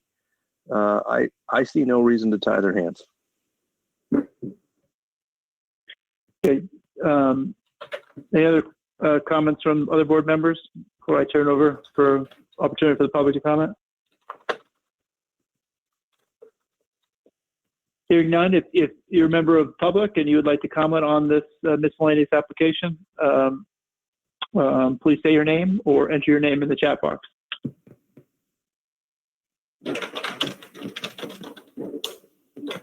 Hearing none and seeing none, any other questions from the board? For staff? Hearing none, I would move that we close MS 2004. Second. Seconded by John. Roll call. Brian? Aye. Don? Aye. Jim? Aye. Gotcha. John? Gotcha, Jim. Aye. Don? Alyssa? Aye. And Matt Cota, chair votes aye. And don't go anywhere, because now we're going to go to agenda item number 7. Agenda item number 7, sketch plan application, SG 2025 of 99 Swift Street Associates LLC to create a planned unit development on 2 lots at 99 Swift Street and 105 Swift Street to construct a 7,300 square foot, 20-unit residential building, of which 4 are proposed to be inclusionary units and associated site improvements on the lot at 105 Swift Street, 105 Swift Street. And I realized I did open them consecutively. I didn't need to say that a second time, but I did it anyways. You are both. You don't need to be sworn in because it's a sketch plan application. But who would like to present this project? So this will be a team effort between Dave Marshall and Bob Duncan in regards to this particular application. We'll both be responding to the staff comments. Bob, are you feel comfortable? You've been working on this with Dan and Steve more closely in regards to the components of the project, the building specifically. Can you basically light us up here? Sure. Well, I can get you started here. The project's located. I'm just going to read from the comments of the PUD standards. The project is located in the transitional area of the city within the Swift Street zoning district, adjacent to a residential 4 zoning district. Properties in with medium to higher intensity, principally mixed use future land use district of the comprehensive plan. The number 1 staff comment is, the first comment from the staff is they recommended that we ask the applicant to describe the proposed innovative design and layout that would qualify this project as a planned unit development. So this would be a chance to describe what it's going to look like and how it's going to function. Thank you. I just want to make sure that, and I'm sure that you folks have not had time to read this, but we did submit responses to the staff comments today. So hopefully you have those and you can kind of go along with me as I read through this and respond. One thing that I just want to point out, though, a correction to the record, is that the total number of affordable units proposed here are not 4, but they're 2. The reason for that is in your ordinance, we would be permitted by applying the density to the entire property or as a PUD, 16 units, and we are allowed a 25% increase if half of those are affordable. So the reason we have 20 units is because it would be a total of 4 increase over the 16 allowable, 50% of which would be affordable. So it's 2 affordable units and an increase of 4 over 16. You have another opportunity in your ordinance that does allow you to double the amount of development if you make 50% affordable, and that amount was too much to support in terms of land use and site plan and parking. So we settled on the increase of 25%, half of which is affordable. I just want to make sure that was clear.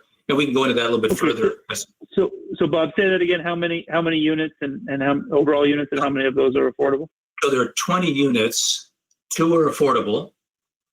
And the reasoning for that is that under the ordinance, 16 would be allowed, but in your chapter 18 of your LDRs, you allow for a 25% density bonus. So 16, 25% is 4.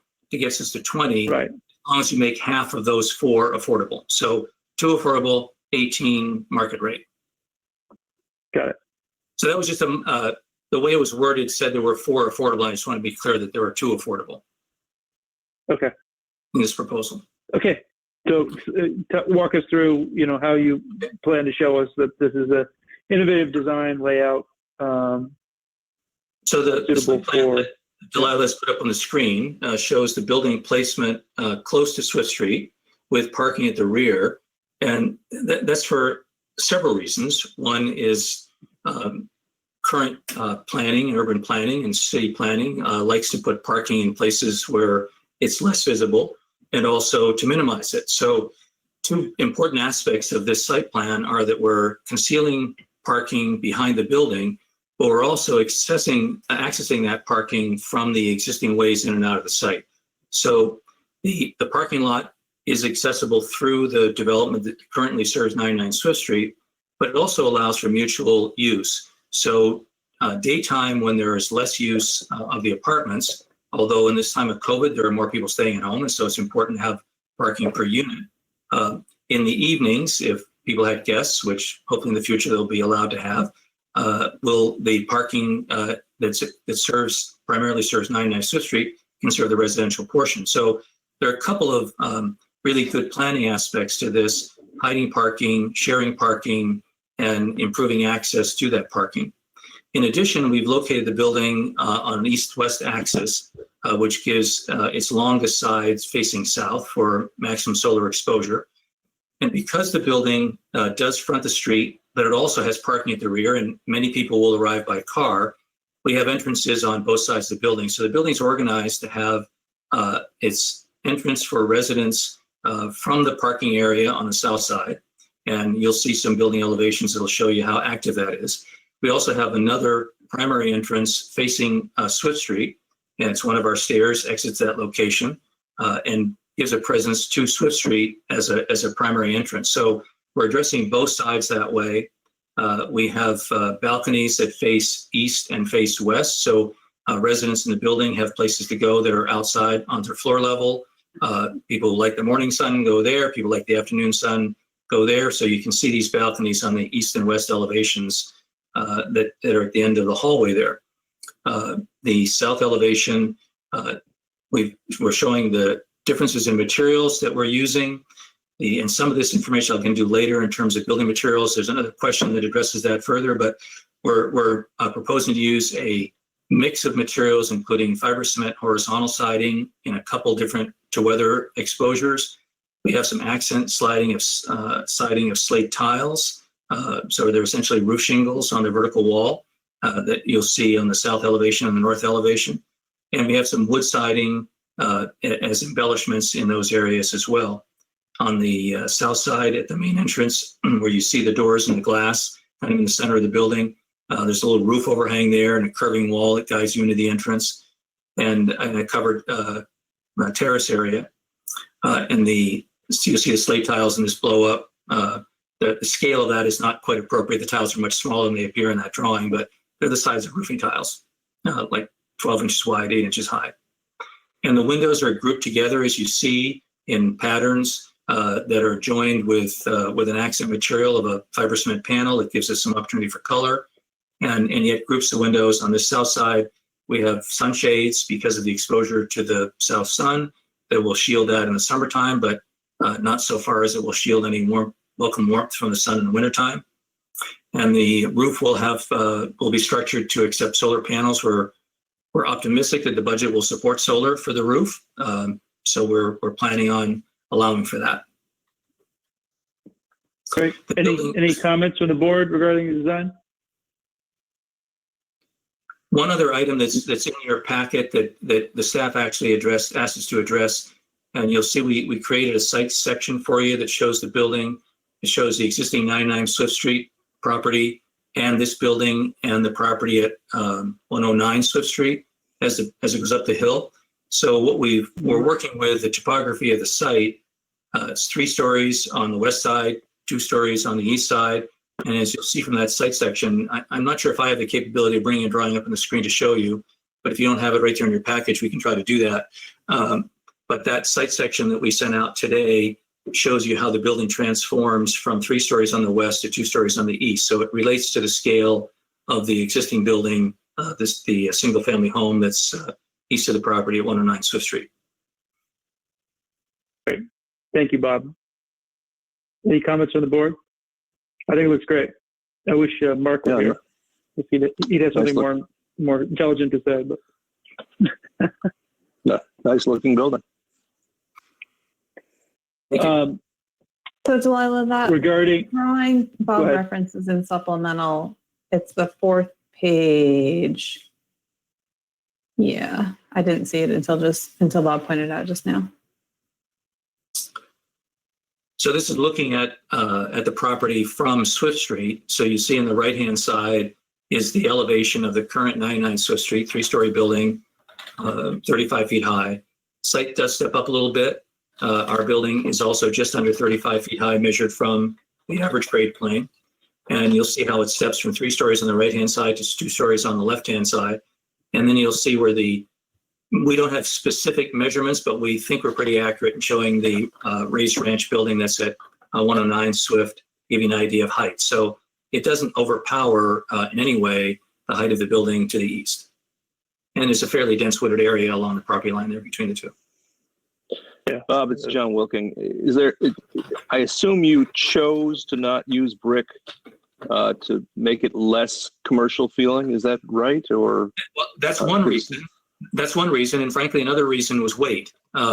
So because of the preloading of soil, brick adds more weight. It's pretty substantially different from lighter claddings.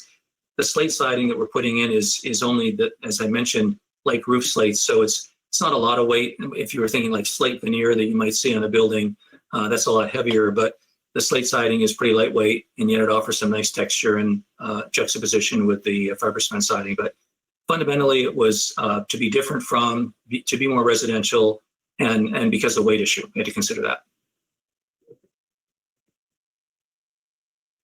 Okay. If there's no other comments regarding the layout, regarding circulation, the existing shared Farrell Park 99 Swift Street entry is located only 88 feet from the intersection of Swift Street and Farrell Street. The proposed new supplemental entry serving 99 to 105 Swift Street is located approximately 320 feet from the Swift Farrell intersection.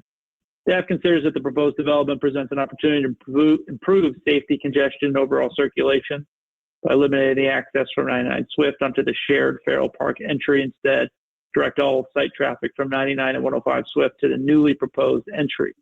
This would reduce the problematic queuing, site distances for vehicles entering and exiting 99 Swift Street. In addition, the elimination of this curb cut would reduce confusion as to where the entry to the city-owned Farrell Park is located. Staff considers that consolidation of curb cuts, improved area circulation, and improved visibility of the Farrell Park entry would be meaningful and innovative design elements for the project. The staff is asking us to discuss the possible removal of the existing parking access on the western boundary of 99 Swift Street, including assessment in the application's traffic study. Maybe we could see that, but I would ask the applicant how they feel about this consolidation. Dave Marshall here. We have retained Roger Dickinson to look into the traffic issues in regards to entrances, egress, access to and from both 99 as well as 105 Swift Street, out onto Swift Street, as well as to the access to Farrell Park.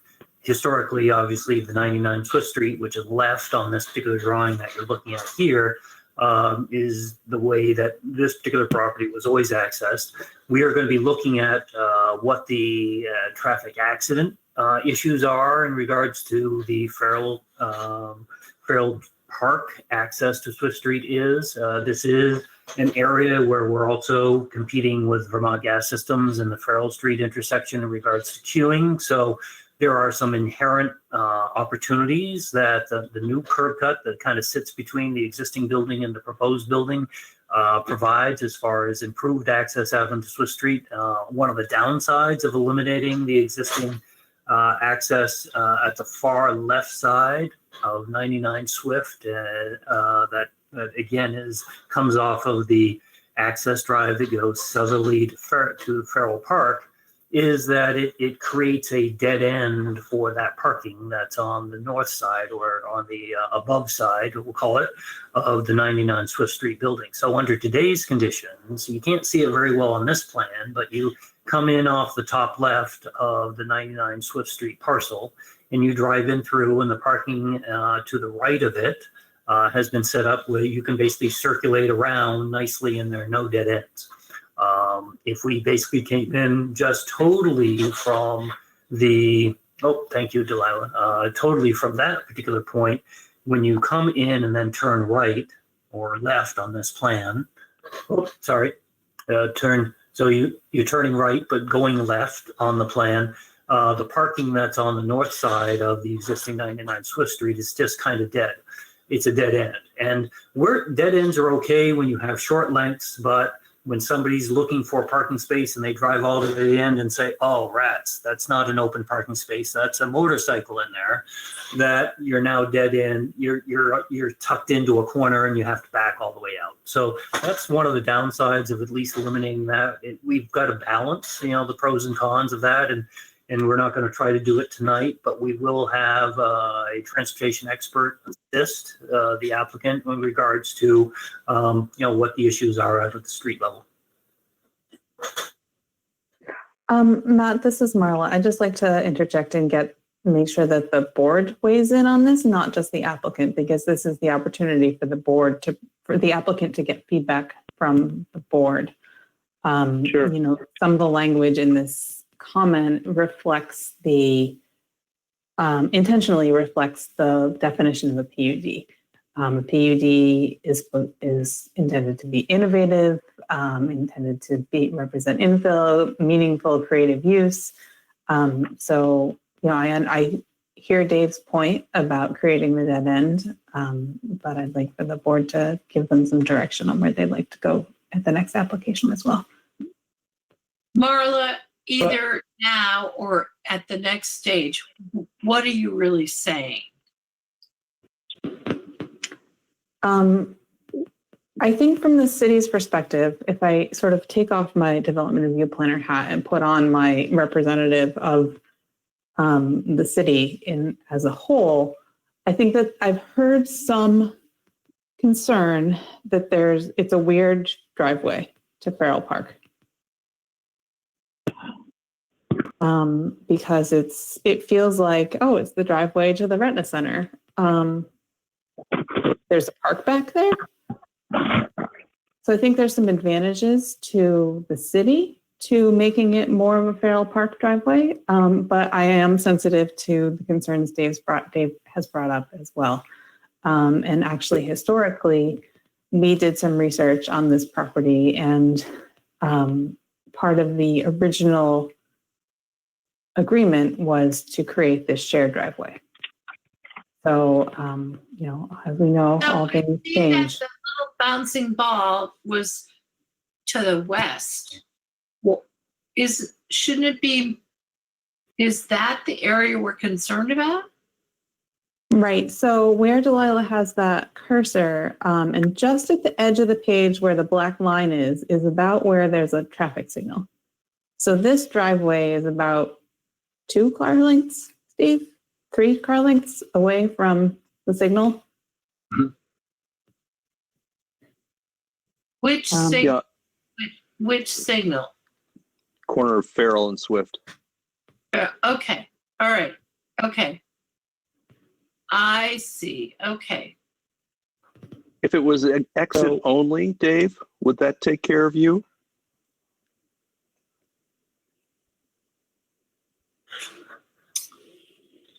I'm sorry, with the question again?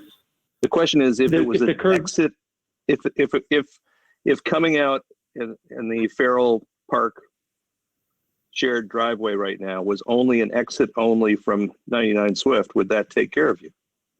I think we need to take a look at the opportunities of either whether it's entrance only or exit only. One of the challenges of just exiting from the Farrell Park entrance is certain times of the day you've got queuing issues, and it's through the goodness of people or the patience of the people trying to get out of Farrell Park that you can eventually get into Swift Street.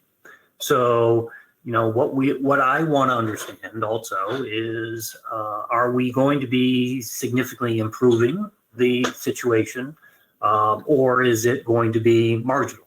So as far as significantly how this impacts a future application, it's primarily whether or not we cut off the entrance into the Farrell Park shared driveway for 99 Swift Street, or whether it becomes one way in or out.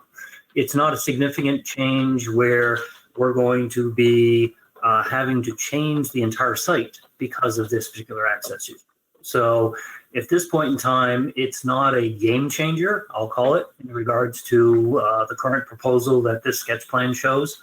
But I think it does require some additional information to make an educated decision on what is the best way to go here. I understand Marla's point, which is, hey, let's consolidate everything and have one curb cut. At the same time, I want to understand what the significant benefits of that are and if they outweigh some of the negatives. So that's just, I don't know if I have enough information to outfit the board with what's necessary to make a decision right now, but there's not a significant downside in my mind as far as being able to come back to the board and then react to what the traffic consultant is telling us.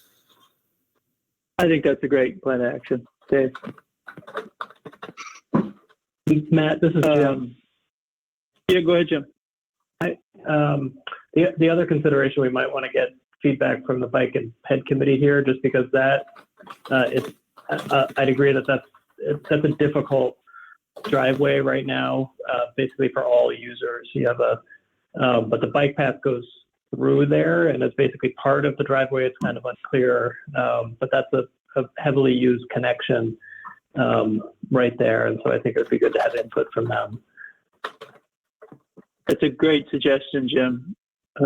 Any way to improve how those bikes empty out and try to get across that way would be a great idea. So please solicit their advice, Dave, Marshall, if you would. I can put this on their agenda. Great. Okay, where are we at? We're at number 3. No, where are we at? Yeah, so number 3, design space. Staff recommends the applicant provide sufficient detail at the next stage of review for the stormwater division to evaluate the function of the subsurface stormwater chamber and any applicable standards for the chamber's construction below an existing wetland buffer. Is that agreeable? We concur. Great. Number 4, staff recommends that the applicant discuss its proposed transition from a planned 3-story building to the adjacent residential 4 zoning district and existing single-family home, including a comparison of relative height of buildings and proposed buffering. So I could go over that again, but I think we addressed it earlier as part of number 1 and showed that site section that relates to the other buildings. If you have more questions about that, I'm happy to respond to that. I don't. Does any other board members have a question? No. Hearing none. Number 5, staff recommends that the applicant design the landscaping and green space management along the eastern boundary of the property to promote the expansion of the small forested area and connection of the natural open space between Farrell Street and Eastwood Natural Area. And we can highlight that space. Marla, do you want to highlight it on this plan, or do you want me to go back to the other one? This one's fine. It's that east, you're really fundamentally talking about the space in between the proposed building and the Lucer's property at 109 Swift. And we are working. Yeah. We are currently working with a consultant on landscaping, and that will be something that we'll address. And absolutely the same applies to item number 6 in terms of working with the city arborist. Yep. About retaining your trees. Yep. Work with the city arborist, the next stage of review, so we can see what you're keeping. Good. Number 7. Okay. Director of Public Works comments. Staff recommends the board ask the applicant to address the comments of the Director of Public Works prior to the next application for the property. So let's ask. So review the Public Works comments and answer those questions at the next stage of review. Number 8, staff recommends the board ask the applicant to incorporate the comments of South Burlington Water Department prior to the next application for the property. Same thing. You've got their comments. You'll address them at the next stage of review.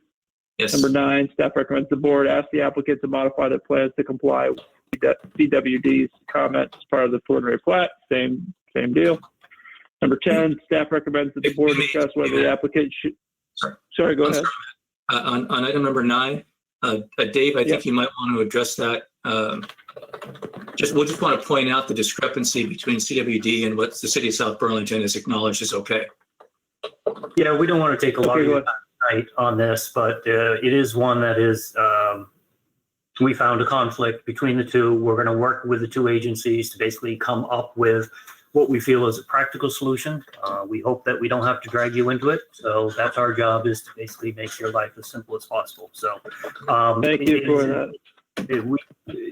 The challenge is that under one scenario, the city water department has said, yes, you can do the proposed 40-foot long service connection that you've shown on the plan. Champlain Water District wants us to put in a 415-foot long service line in lieu of that. And so right now, everything is a balancing of pros and cons and benefits versus adverse impacts. And right now, we don't think CWD is being very practical, but we need to play nicely with them. It is their transmission line, transmission line, I should say. So we won't take any more of your time right now, but we will be working with Public Works and CWD on what we feel is the most appropriate way of serving this particular project. Thank you, Dave. Staff comment number 10, you talk about the sewer line. Board, staff recommends the board discuss whether the applicant should extend the sewer line further to the eastern boundary of the property in order to collaborate with interested neighbors east of the building in designing such an extension. Where does the sewer line goes to where? It stops at 99? Is that where it is right now? That is correct. And we'll be working with the Department of Public Works on implementing their recommendations in regards to the extension of the line up the street. Okay, great. That sounds good. 11, site plan review. Staff recommends the board ask the applicant to review the on-site pedestrian circulation as well as how to best plan to accommodate the access Farrell Park in coordination with the Recreation and Parks Department. That goes in line with what Jim Langdon was saying regarding bike and ped, and it makes a lot of sense to loop in Rec and Park as well. Right, so the point of this comment is that if you go back to the plan, people will walk to Farrell Park from this building if you live in this building. So probably better to do that in a controlled way rather than a sort of community path that goes through the wetlands. Yeah, and the bike as well, path, right, on the city parcel, I believe that already exists there. Well, yeah, let's define that in the next stage of review, where it is, so we can see it on the page. Number 12, staff recommends the board ask the applicant to describe the massing and architectural relationship between the existing and proposed building, as well as the buildings in the facility. Architectural relationship between the two buildings on the site. So we touched on that briefly in item number 1. But the size of 99 Swift Street is 7,500 square feet per floor. This building is about 6,600 square feet per floor, so it diminishes in size as you go from west to east, as the zoning changes from commercial to residential. The height of the building is the same, but as I mentioned before, because of topography and layout of the building, the scale of it goes from 3 stories on the west to 2 stories on the east. So once again, becoming differential to the residential district to the east. I don't know the footprint of 109 Swift Street. We only have photographs of it, but I'm guessing it's probably around 1,000 or maybe 1,500 square feet per floor, about 1.5 stories tall. And as you saw from that site section, its peak is actually taller than this building because of the topography and the grade changes. In terms of the transition of materials, John, you alluded to this earlier, but the 99 Swift Street building is a brick-clad building.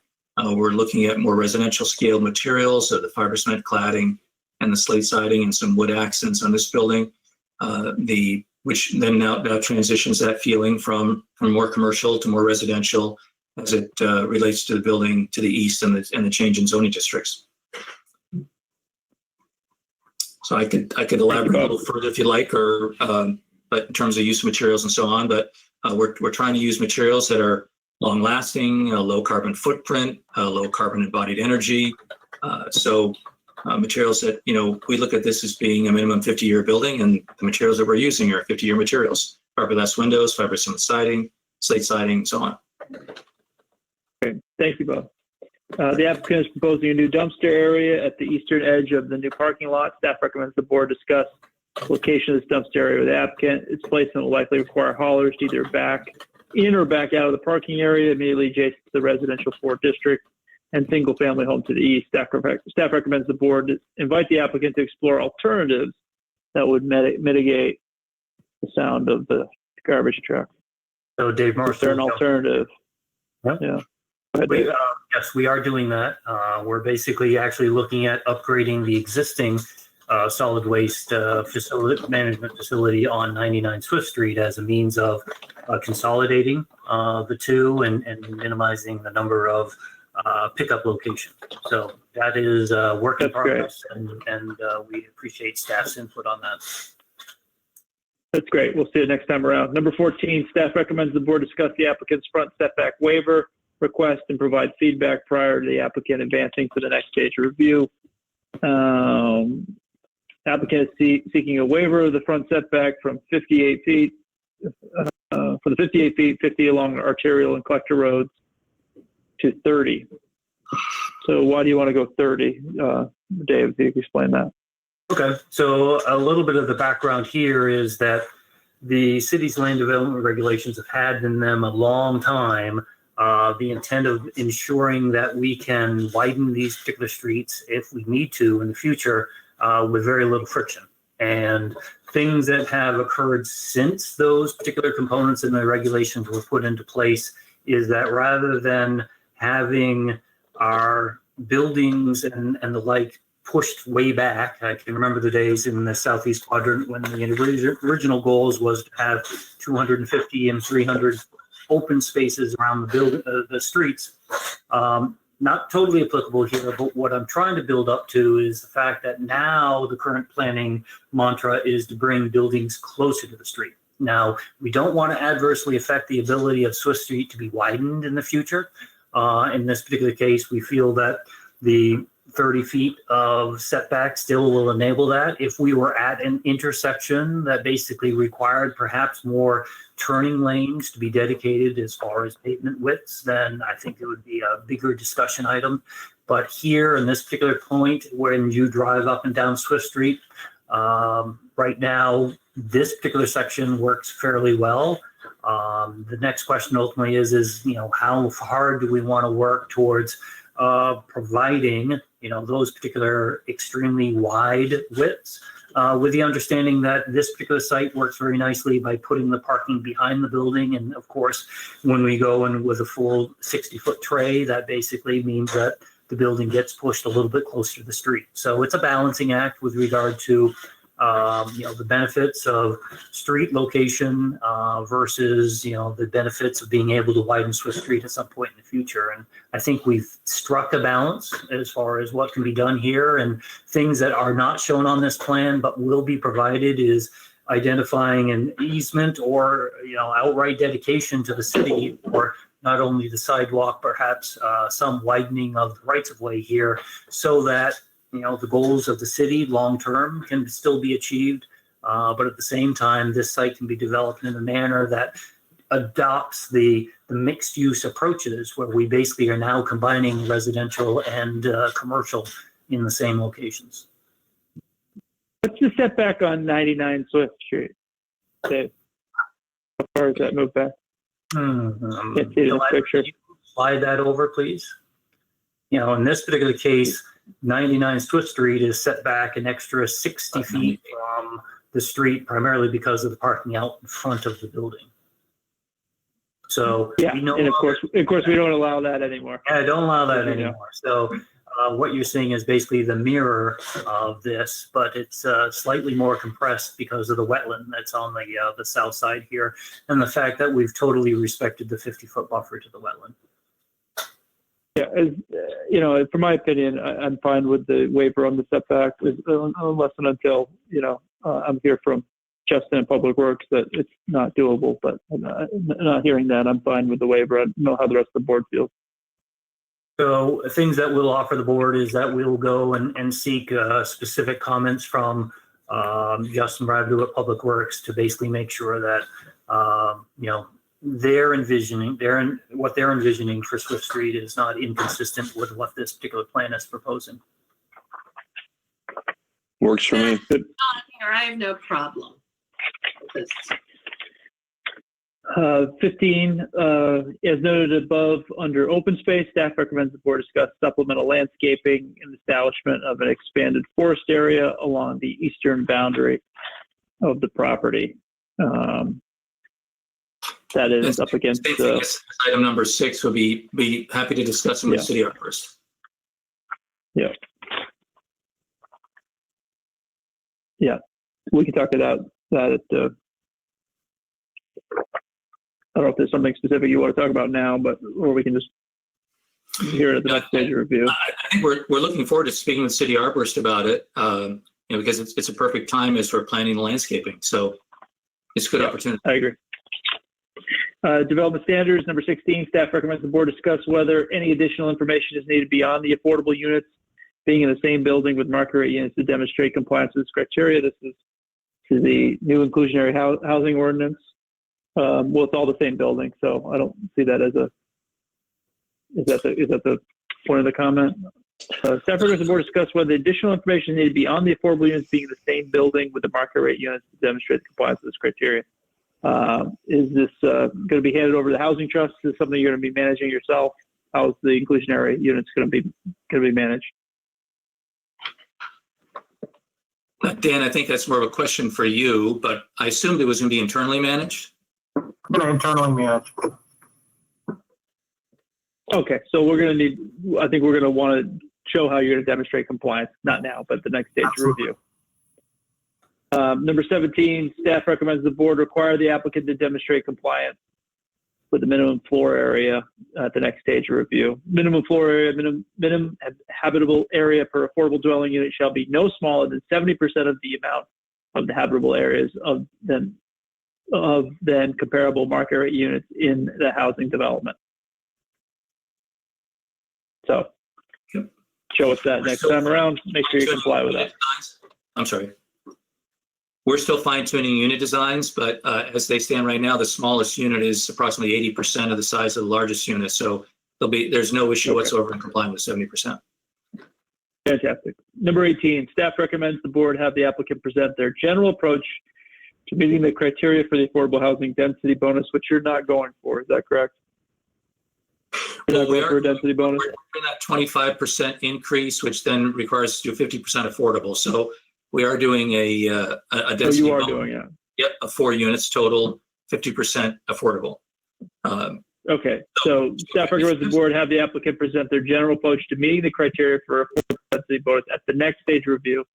provide overall feedback, and have the applicant present how the specific standards will be met at preliminary plat. Okay, does that sound agreeable? It is. Yep. The number 19, staff recommends the board direct the applicant to address the short-term bicycle requirements for the building at 99 Swift Street as part of their preliminary plat. And so we'll see that, how you plan for bikes at the next stage of review. We will. Yes, good. Any comments from the public regarding this proposal at 99 and 105 Swift Street, SD 2025? If so, but say your name or put your name in the chat bar. Hearing none, seeing none, are there any other comments from staff or the board for the applicant regarding the sketch plan? Hearing none, we're not closing. This isn't a formal hearing, so we'll see you at the next stage of review. Thank you very much, gentlemen. Thank you. Thank you for your time. Thank you. Okay, next item on the agenda item number 8, preliminary and final plat application of SD 2026 of O'Brien Home Farm LLC, subdivide 4 existing parcels ranging in size from 7.23 acres to 65.51 acres into 7 lots ranging from 0.51 acres to 37.29 acres for the purpose of establishing separate ownership in anticipation of future development on the lots at 500 Old Farm Road. Any disclosures from the board regarding this application? I will disclose that I bought a home in O'Brien Farm 2 years Yes, you ago, did. but I don't believe I have any conflict of interest. Okay, great. Thank you very much. Thank you. And John, I don't think I have a conflict. I will with the secondary piece later when they come to the other side of the road, the other side of Old But not on Farm. the subdivision. Not on this. Thank you. So, John, this is the other side of the road. This one is to establish separate ownership in anticipation of future development on the other side of the road. So there's sort of some on the one side and some on the other side. I've been involved in this all the way through, but okay, I'll step aside. I am recused. Delilah, if you want to go 2 pages down and just confirm that. Keep going. No, keep going. Yeah, keep going. That one. So these parcels shown in red are involved in this, and that. So I'm not telling you to go anywhere, John. But if that's what your threshold is, I just want to make sure we were clear. Well, I'll leave it to if anybody from the public has a problem with me. I own on the other side of Kimball Avenue, which doesn't abut any of these. If anybody from the public, or if Andrew or anybody at O'Brien has an issue, I'm happy to step aside.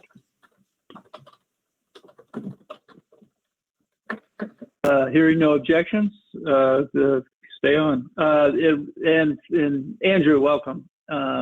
Thanks for hanging in. And please identify yourself. And if you have anyone else with you. Andrew, you're on mute.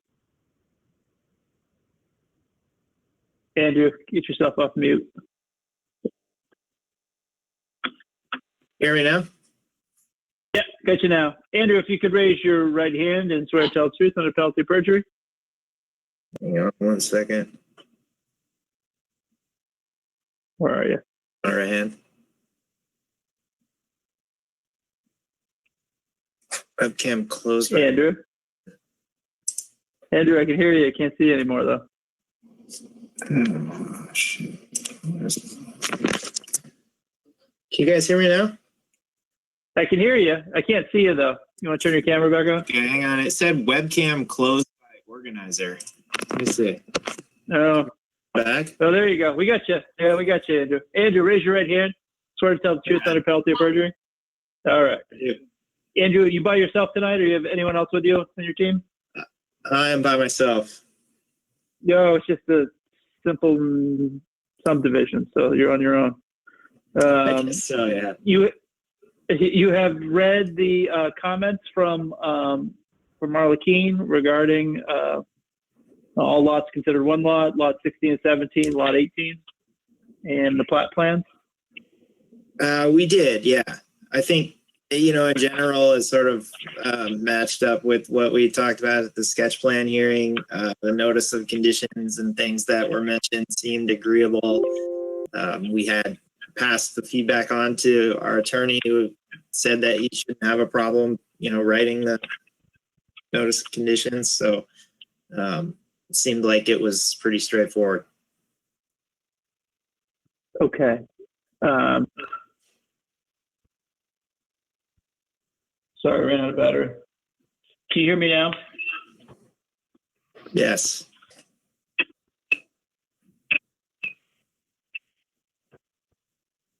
Okay.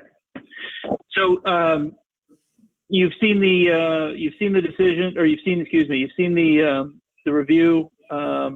Just if you could just provide a quick overview, Andrew, of what you're doing with this land.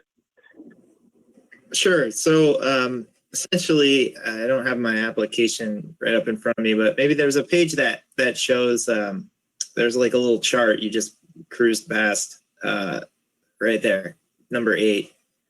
So essentially, we're taking these 5 existing lots and turning them into 8 relatively smaller lots that total out to the same number.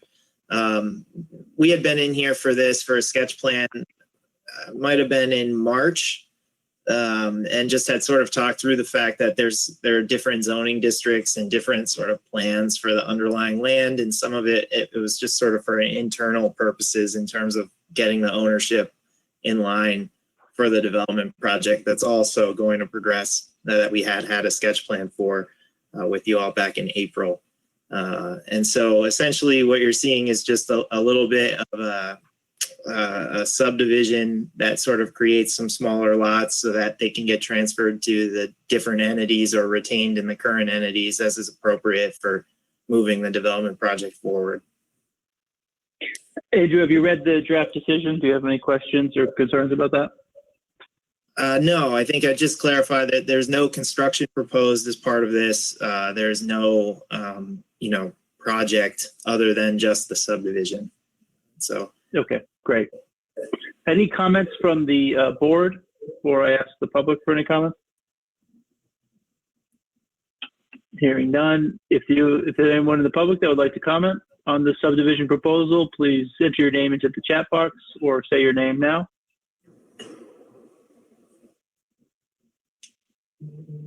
Okay, hearing none and seeing none. If there are no other comments from the staff or the board, then I would move that we close SD 2026 of 500 Old Farm Road.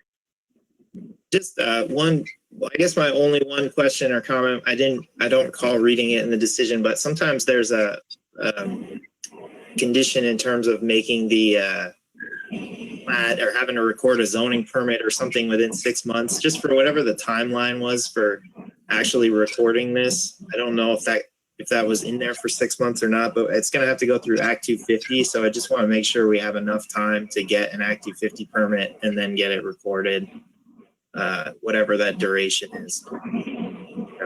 6 to 12 months would be plenty. I think the way our regulations are is we first specify 6 months. If you need to extend that, just ask before the 6 months is up and I can give you up to a year.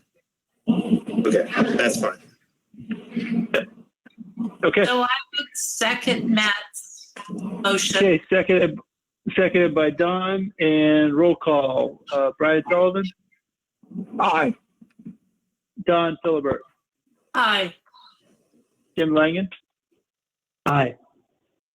John Wilking? Aye. Melissa Portman? Aye. And Matt Coda, chair votes aye. Great, Andrew, thank you very much. All right. And guys, that was the shortest one we've had for a while, I think. Yeah. And the next one is we can open up concurrently agenda item number 9 and agenda item number 10, final plat application SD 2024 Champlain Oil Company LLC to consolidate existing 0.4 acre lot and existing 0.32 acre lot into one lot at 510 Shelburne Street. And concurrently, agenda item number 10, site plan application SB 20029 of Champlain Oil Company LLC to construct a 2.5-story building of 13,818 square foot to be used as a bank, restaurant, and general office at 510 Shelburne Street. Any disclosures for these two? Yes, this is Brian Sullivan. I have a conflict of interest for these two agenda items, so I'll be recusing myself. Okay. Thank you, Brian, for that. I would like to disclose that in my professional life, I run a trade association representing fuel providers. Champlain Oil was a fuel provider, but not anymore. I don't think I have a conflict of interest in this. I certainly know the Cairns family, but so does all of South Burlington. So if there's no objections, I'd like to continue on. Okay. Brian, who is here for the applicant? We've got Brian and who else? Yeah, Matt, we have myself, obviously. We have Tyler Cody from Rabideau Architects, and Jen Desatel from Chale Engineering. So, okay, Brian, Tyler, and Jen, could you raise your right hand and swear to tell the truth without a penalty of perjury? I do. Yes. I do. Great. Affirmative from Brian, Tyler, and Jen. Tell us a little bit about this is final plat application. We'll start with agenda item 9. Give us a 30-second summary of your project and what you want to do with this. What's there now and what you want to do with it. Yeah, Matt. Yeah. So obviously, right now is the former Kegel's service station, gasoline station that was closed. The gasoline's been removed about a year ago. So right now it's just a service station building sitting on the lot. We're looking to construct, like you said, a 2.5-story building, retail on the ground floor, and then office space on the second and third floors of that building. That's pretty much it. Great. And you've seen the staff comments. If you don't mind, we'll step through them now. This is for, I've gone out of order. Let's do 2024 first. Let's call them up here.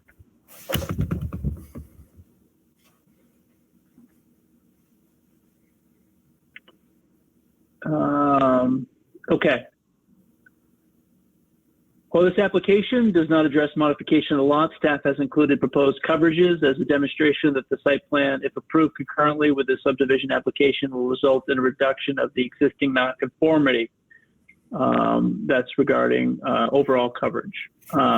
Since without the proposed site plan, consolidation of the lot would result in an increase in lot coverage nonconformity, staff recommends the board not approve the subdivision application unless the site plan application is also approved. Now that, of course, is agenda item number 10. So what the staff is recommending, Brian, Jen, and Tyler, is that these run on parallel tracks.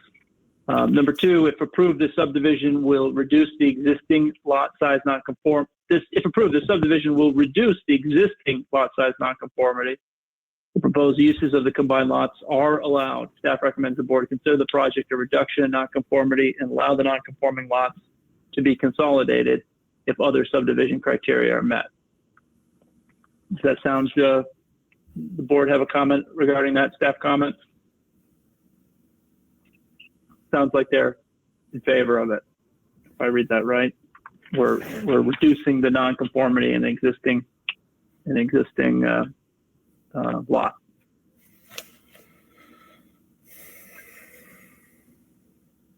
Okay, moving on. Number 3.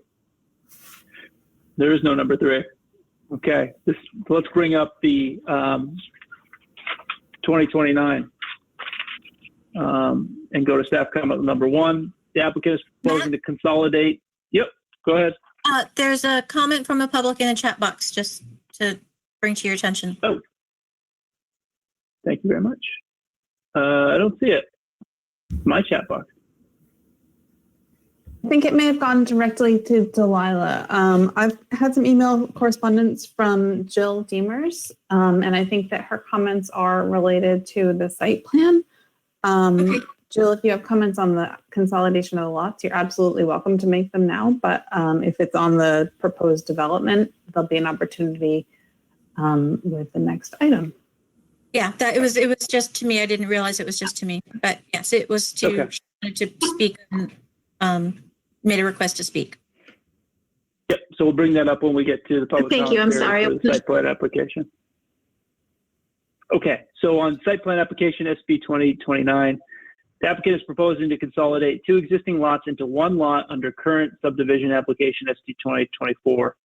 If approved, the subdivision will reduce the existing nonconformity. The proposed uses of the combined lots are allowed. Staff recommends the board consider the project a reduction in nonconformity and allow the nonconforming lot to be developed with non-residential use.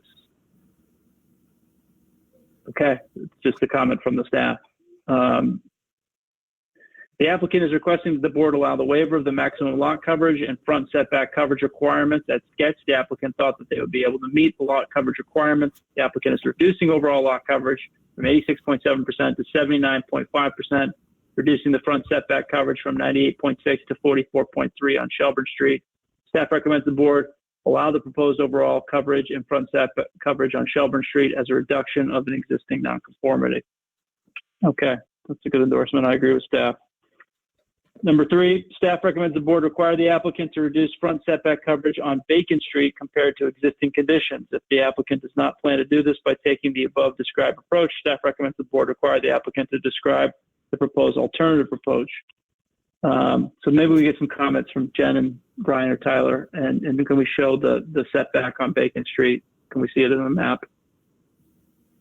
Delilah. Yeah, hold on a second. And this is Jen. I can talk about this a little bit. My apologies. I've been having some internet issues at home with a storm, so I'm hopefully I'm sounding okay. Hold on. You sound great. Is the plan connected on 9, Marla? There's no. Yes, the plan is on 9. Okay. Let me Item switch. number 9. Matt, I'm having a little trouble keeping up, and I wrote them. So take that for what it's worth. Okay. All right. So what? You got it. Sorry, what was being this setbacks?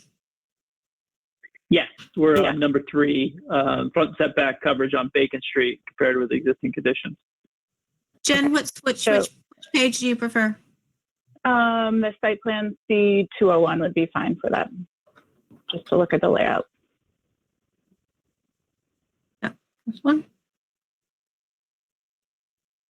I think so. My video is lagging quite a bit in my view, so just let me know when you get there.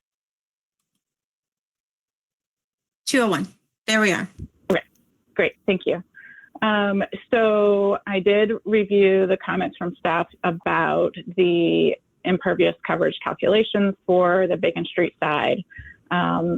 We have been working since the last time we came in on addressing this issue, and we did spend a lot of time on the parking lot layout and the site layout, and how that works with this building in particular and the access points. And we really feel like this layout is the best solution for this site and the needs of the client and the uses of the building.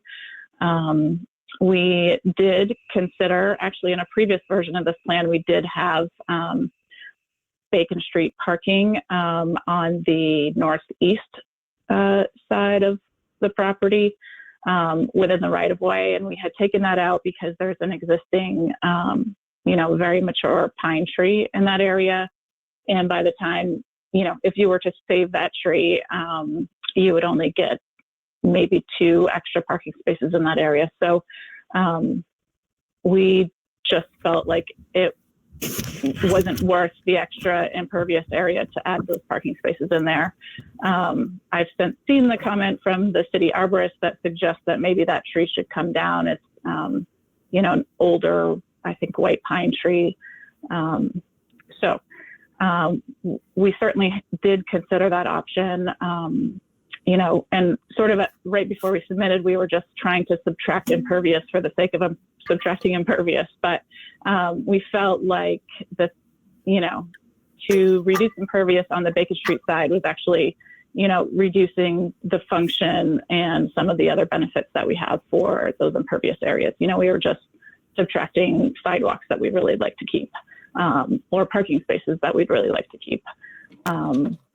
So I guess I will draw your attention quickly to the north side of the building on Bacon Street. There, on the site, there is a nice little outdoor seating area, which we think will be associated with the restaurant use on the first floor.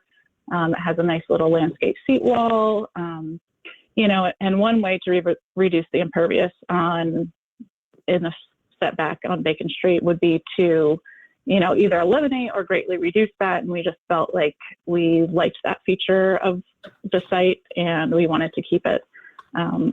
And then we didn't feel that the trade-off for adding impervious, in the Bacon Street right of way made a lot of sense if we're just moving it from our front setback into the Bacon Street right of way. So those were some of the thoughts behind how we ended up with this particular site. And I guess maybe my last comment would be to point out that we are, compared to what it was previously, we are reducing the overall impervious of the site. And obviously it's a pretty good improvement compared to what's there right now and what has been there in the past.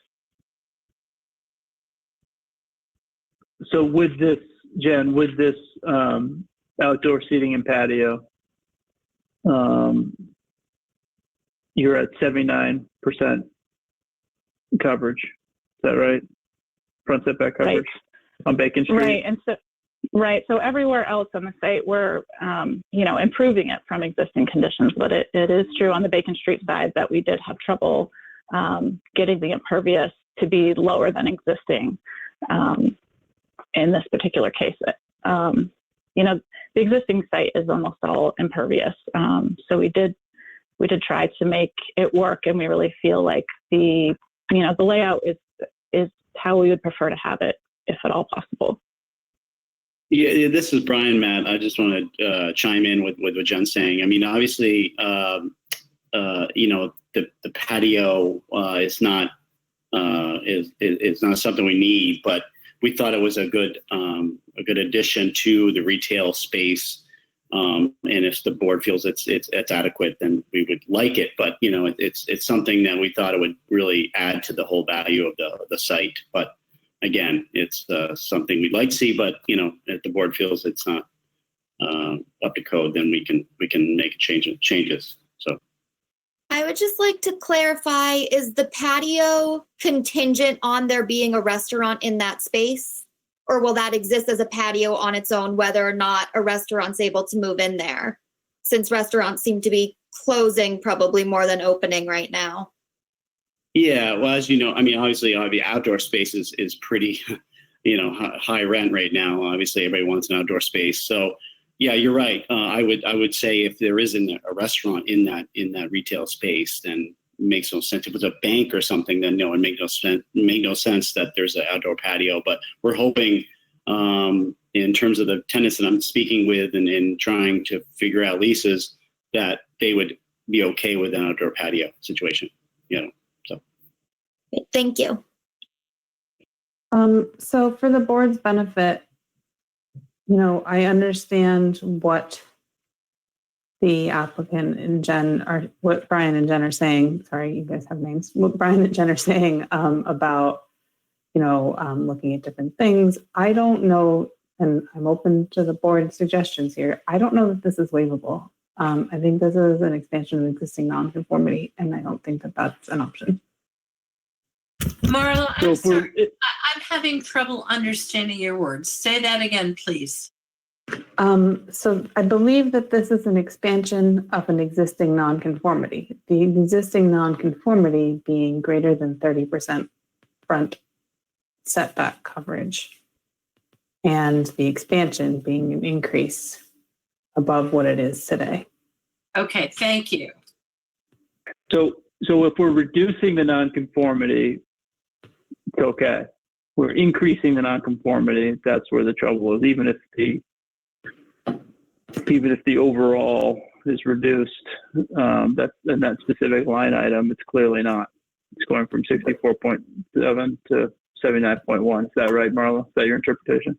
Right. So the board has the authority to allow an existing nonconformity to be not expanded, but they did not, rather than require it to be met to the full 30%, but they don't have the authority to allow it to become less conforming. Right. So if you stayed at 64.7% on Bacon Street, Jen and Brian, we might be able to allow that, but I don't know how you get there. Right. This is Jen. Marla, I thought we weren't allowed to seek a waiver on this issue for the overall impervious number, but I thought that with a front setback specifically that it might be allowable as long as we weren't over, making the overall impervious worse. Okay. That was gonna be my, this is Jim. That was gonna be my question. That's what popped in my head, but I don't know the answer. But that's what I. Let me look at the LDR. Non-conformities, Article 3. It's 311, I believe. Yep. So non-conformities, there's things about continuation of non-conforming use and continuation of non-conforming structure. I suppose this would be a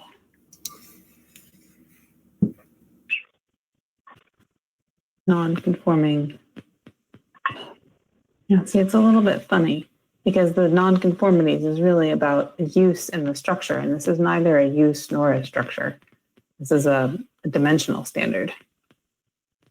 So I guess that's, oh, wait, here, let me read the beginning.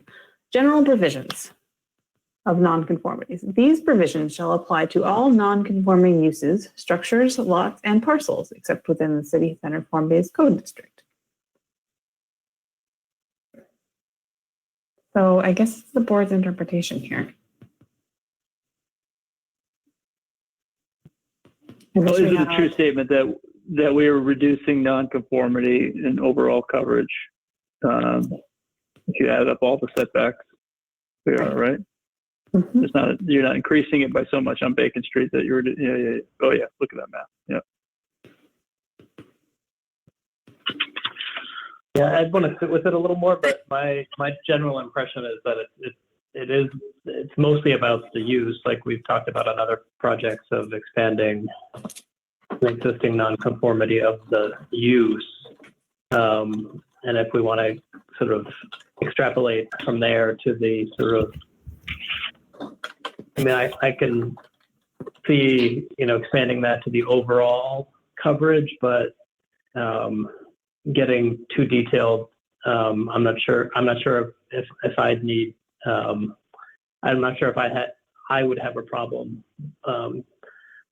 with expanding or having the coverage increase a little bit more on one of the side streets, but not on the others, and having the overall be reduced. Yeah, I agree with you, Jim.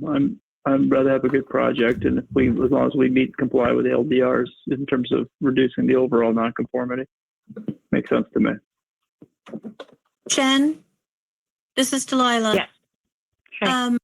May I ask if your understanding about decreasing the nonconformity for lot coverage, but that because of the lot having been in existence prior to 1974, you are thinking existing lots are dwelling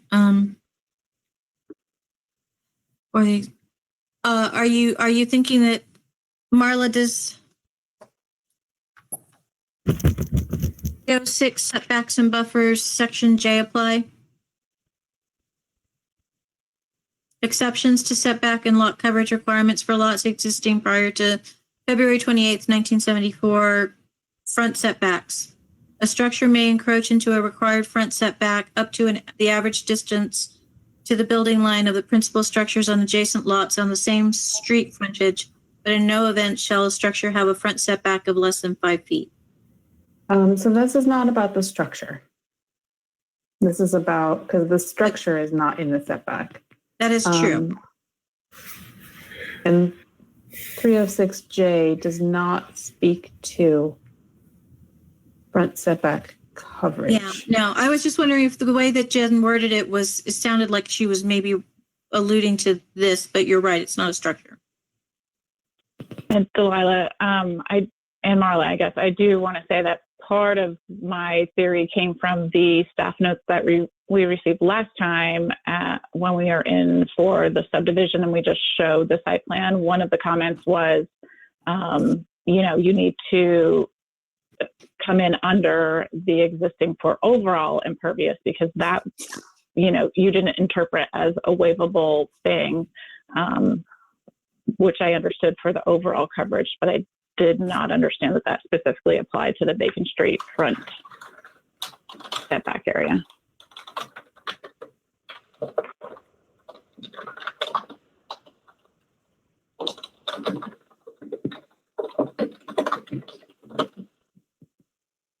Okay, are there any other comments regarding Bacon Street?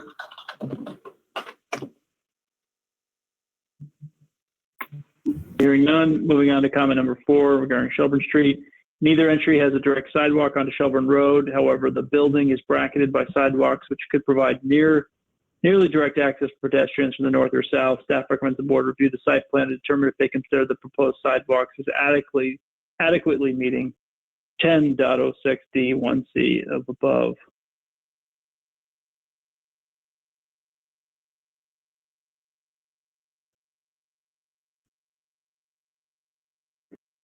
Okay, how do we get from Shelburne Road to the sidewalks? Maybe someone with a highlighter.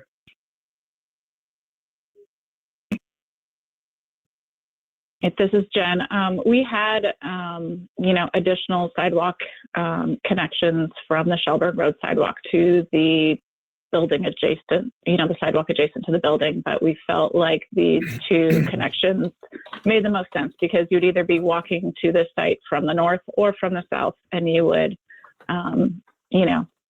take the first sidewalk, connection available and access the building that way. We didn't want to be excessive with the number of sidewalk connections to the building. Well, Jen, it's John. It's about 100-foot long building, right? Yes. So your maximum of 50 feet. 80. Your maximum of okay. So your maximum of 40, 45, 50 feet from any sidewalk. That's pretty darn good. Right. Comment number 5, staff notes on the architectural plans that there appears to be landscaping obscuring the principal entries on Shelburne Road. Recommends that the board. I want to go back to John's comment. Sure. Yeah. John, what were you getting at? I don't see any point in having more sidewalks than are being proposed here. There's one on the north end. There's one on the south end. So you're good of the building. Yeah, I'm good. It's pretty darn good the way it is. Yeah. Thank you. So, just to play devil's advocate, and I don't really care either way. What if those sidewalks are moved to hit the entries rather than to hit the ends of the building? This is Jen. We could do that. However, we, ended up with this location for the retention feature, which we thought it actually is a nice site feature in this location. And we thought that centered on the building made more sense than skewing it from one side to the other. And, that also played into how the sidewalks laid out in the end. But quite frankly, if that is something that someone feels strongly about, I don't think it's a huge change to shift it and change the sidewalk location. But we felt that this layout was the best solution.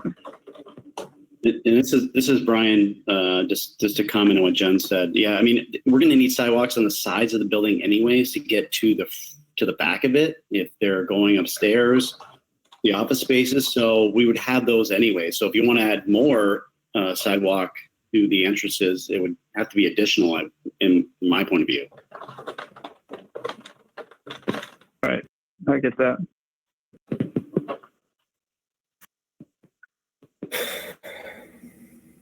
Okay, staff comment number 5, staff notes that the architectural plans that there appears to be landscaping obscuring the principal entries on Shelburne Road. Recommends the board discuss whether the renderings are accurate, and if so, that the board require the applicant to reconfigure the landscaping to allow the principal entry to read as such from Shelburne Road.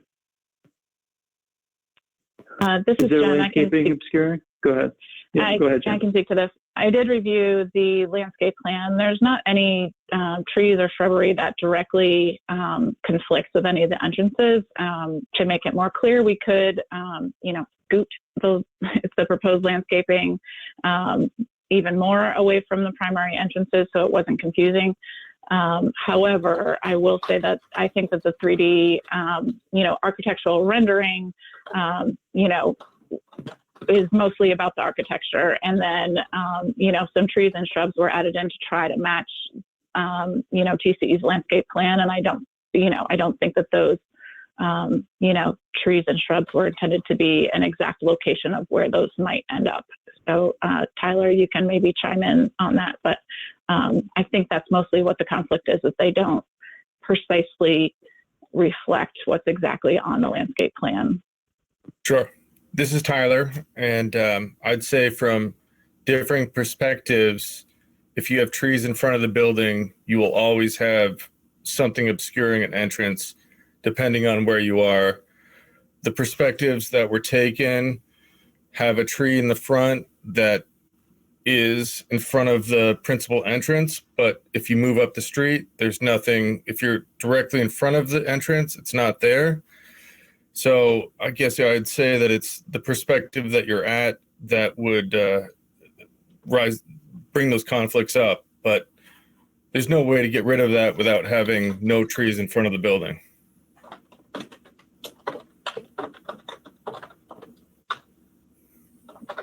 But like Jen said, we'd be happy to move things around if that made people more comfortable, for sure.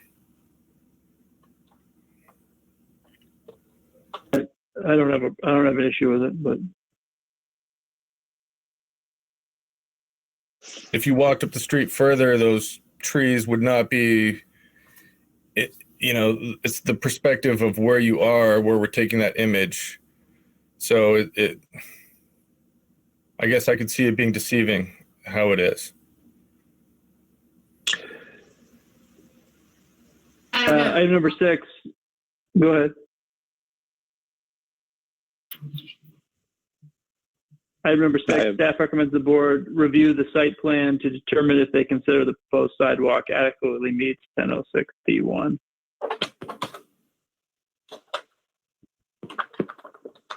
This is the proposed sidewalk on Bacon Street, demarcated with an awning. No direct sidewalk is provided to Bacon Street. There's no sidewalk on the south side of Bacon Street adjacent to the property. Instead, a sidewalk to Shelburne Road is provided. Can you point that out?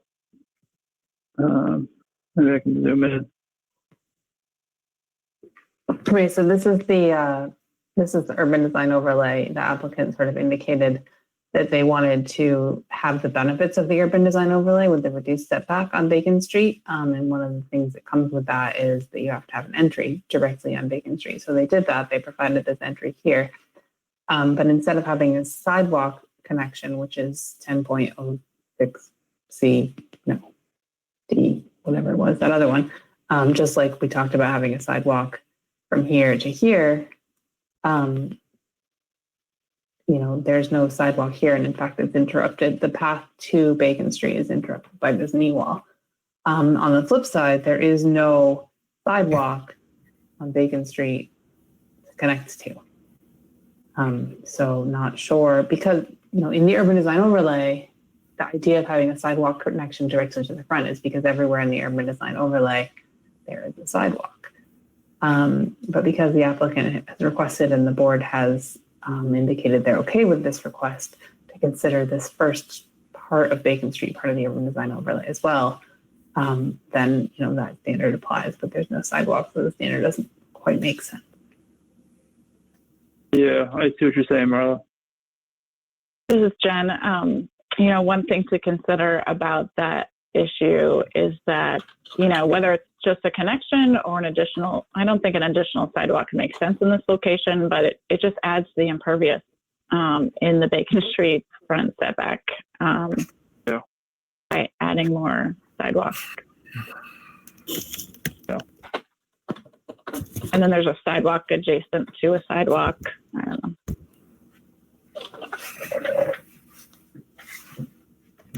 Yeah.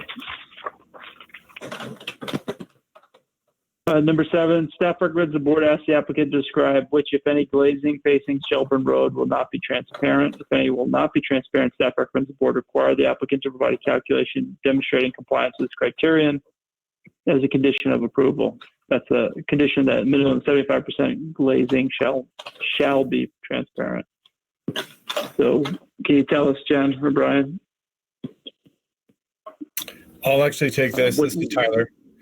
Go ahead, Tyler. It's going to depend obviously on the tenants that we have there, but we can certainly agree that we're not going to have any more than, we will certainly agree to meet this standard of having a minimum 75% transparent glazing.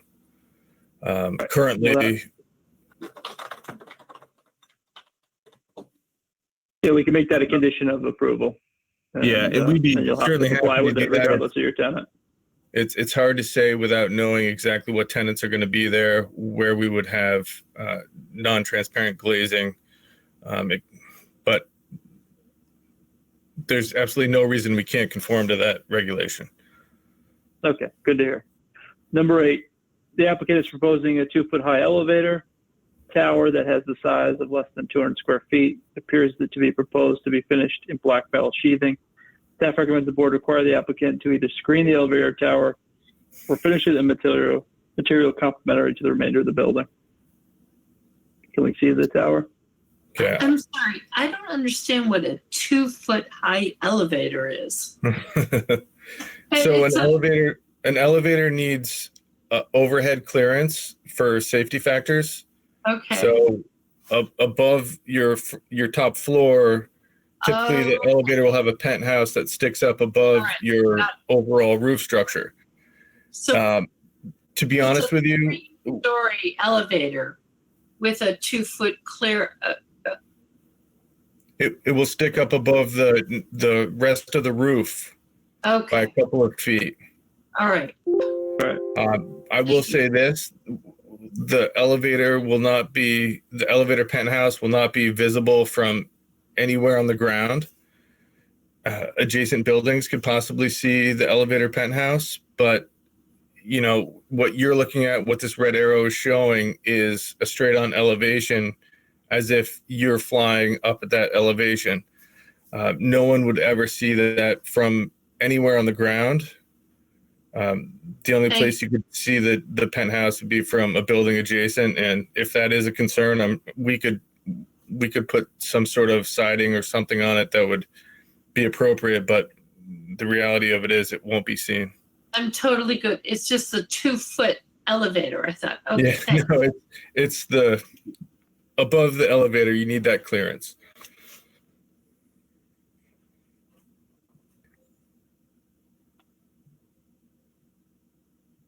Material complementary to the rest of the building. That's one way to screen it. I think that's what the staff has recommended. Number 9, since the applicant is not proposing to exceed the previously approved traffic generation, no additional mitigation is required. Staff recommends the board confirm they do not wish to invoke a technical review of the applicant's traffic summary memo. Yeah, no, I don't think that's necessary.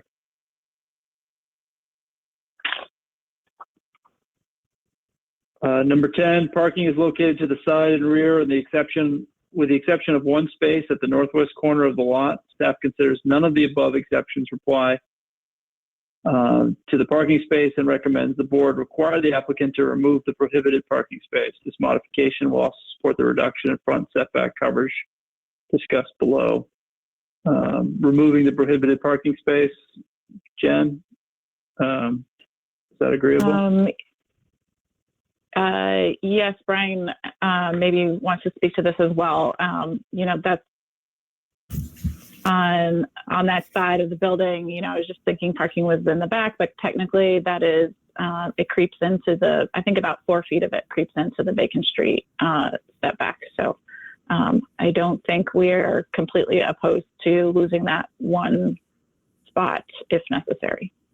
Yeah, this is Brian. If this is something that's important, then we could lose one spot. Obviously, parking is important to us. We're trying to design the building where so non-excessive parking as the buildings around us have, and the shopping centers and whatnot. So we're trying to really be specific with the parking. But if this is an issue with the board, then we can lose one and figure it out. Yeah, we're okay with it.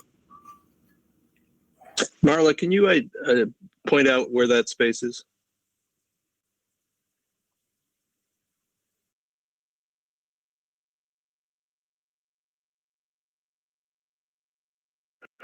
I have no issue with it. And it could be ADA parking as well, right? Handicap parking. You can keep it. Well, it's about as far away from the building as you can get. Yeah, it's about as far away. It's true. We will have ADA in front, obviously in front of the building, of course. Right. I don't know. There's specific reasons the board can waive parking in the front. If the board wants to allow parking in the front, you're going to have to come up with a reason for it. It looks great.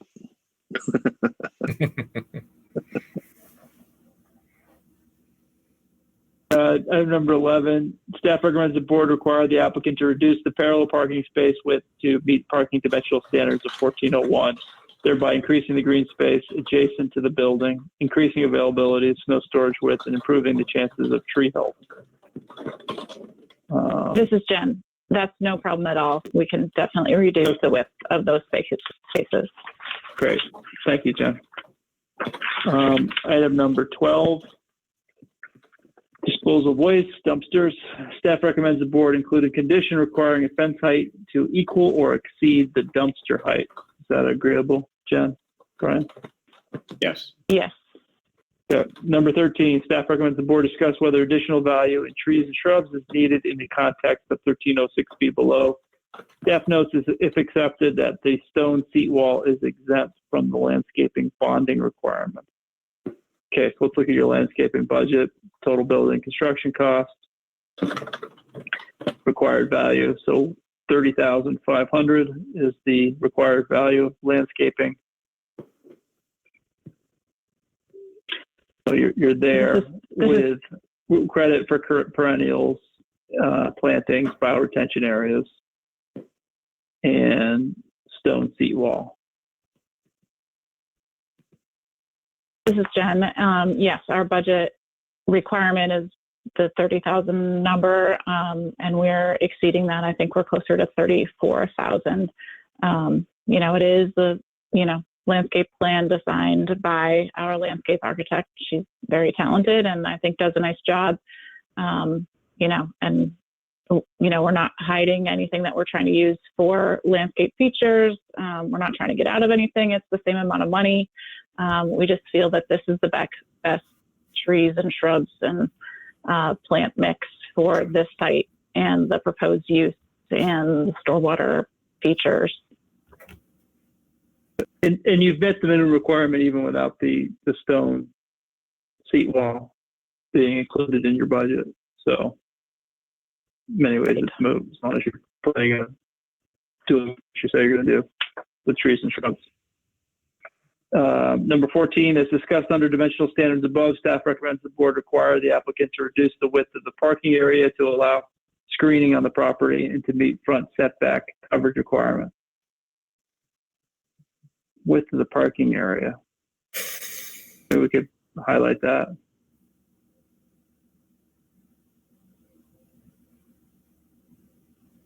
So this standard speaks to screening of parking areas. And then earlier we talked about front setback coverage. And so there is no screening of the parking lot proposed from Bacon Street. So one thought is, well, if you had some landscaping here, you would reduce your front setback coverage and you could be screening your parking. Yeah, that makes sense. Is there an issue with that? Jen or So Brian? this is what Jen was sort of talking about before, where they felt like this layout was the layout that they wanted to go with, rather than adding more here. Because if you added landscaping here, you'd have to shift everything down because your drive aisle would be skinny. Are we losing like pavement, or is that what you're suggesting? Yeah, so this is sort of what Jen was talking about earlier. If you added more green space here to provide the screening, you would have to shift everything down so that your drive aisle would be wide enough. Yeah, then we would lose parking and we would lose functionality. 2 parking spaces, right? Yeah, yeah. Oh, are those parallel spots there? So these 2 parking spaces here. Oh, I see. As you shift it down. Right. Yeah. Is there any way to plant more stuff in that island already existing? Is that way? Would that achieve what you're trying to get?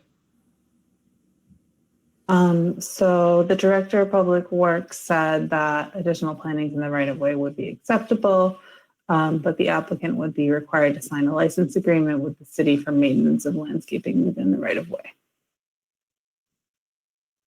Does that sound agreeable, Brian?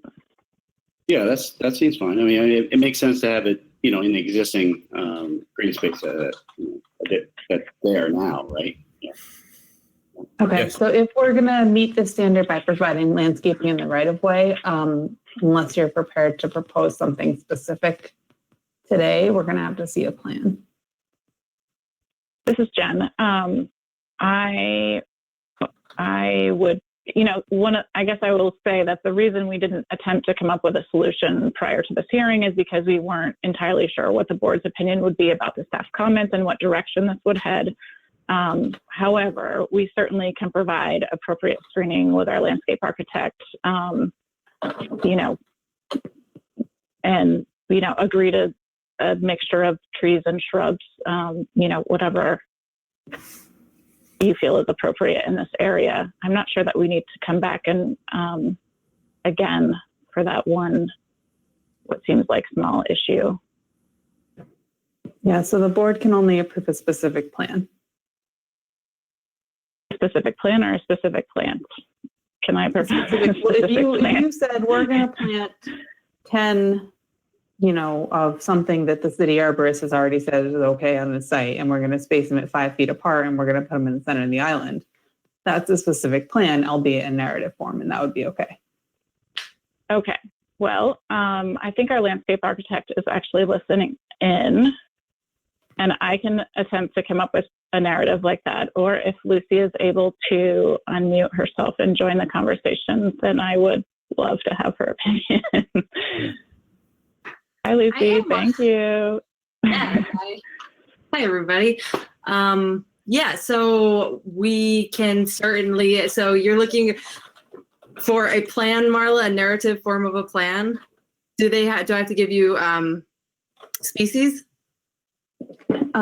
Yeah, so it'd be easiest if you specified something that's already been blessed by the city arborist, because then we kind of don't need to have him bless it before, because he already has. So, pick something from the list that's 3 feet in height, tell us spacing and location. Minimum of 3 feet in height, because that's what the screening requirement is. All right. Nothing like being put on the spot, right? No pressure. It's 10 o'clock, right? I was not sure. Can we come back to this in 30 seconds to give me? Sure. Or do I need We can do that. to do it right now? No, I give you time. I'll play the Jeopardy theme song. No, we'll move on and we'll come back. Number 15, staff recommends the board require the applicant to modify their plant list to require a minimum of 2.5-inch caliper at planting instead of 2.5 as shown. This is Jen. We could definitely do that. I think that's a typo. Okay. Okay, what else we've got? Stormwater standards. Staff recommends the board require the applicant to address the comments of the city stormwater section prior to closing the hearing. It's quite a few comments. I'll review them. The assistant stormwater superintendent has reviewed the application. The comments are as follows. I'd like to offer the following comments. The project is located on Inglesby Brook watershed. The watershed is listed as a stormwater impaired by State of Vermont Department of Environmental Conservation. It's recommended the applicant include dewatering practices in note pertaining to contaminated soils on sheet 1C102. Stabilized construction entrance depicted on sheet C102 does not appear to be scaled to accurate dimensions. It appears to be located outside the project limits. Will all vehicular traffic be entering the site from location shown on Bacon Street? What's the answer to that, Jen? The stabilized construction entrance comment, I think refers to our, our standard symbol that we use, which just is the letters SCE, and it's just shown as a little stamp. It's not intended to be the specific size of the stabilized construction entrance. We do have a detail on the stabilized construction entrance with dimensions and other things on our detail sheet for the erosion control measures. So I don't believe it's a problem. I think it's just, maybe not the best symbol to use. Maybe we should have just pointed to it with an arrow saying where it would be. It would be inside the right of way on the property. But it's all gravel there right now. So I don't even know that it, is going to make all that much of a difference as to exactly where it goes along that street. But where the SCE symbol is on, I think it's sheet 102, is generally the area where we intend to have the stabilized construction entrance. But we could adjust that on the plan to make it more clear. Okay, thank you. Number 4 from the stormwater comments, please show all pertinent EPSC notes and details on sheet C102. There's no location depicted for inlet protection, silt fence, stockpile locations, etc. I can speak to that.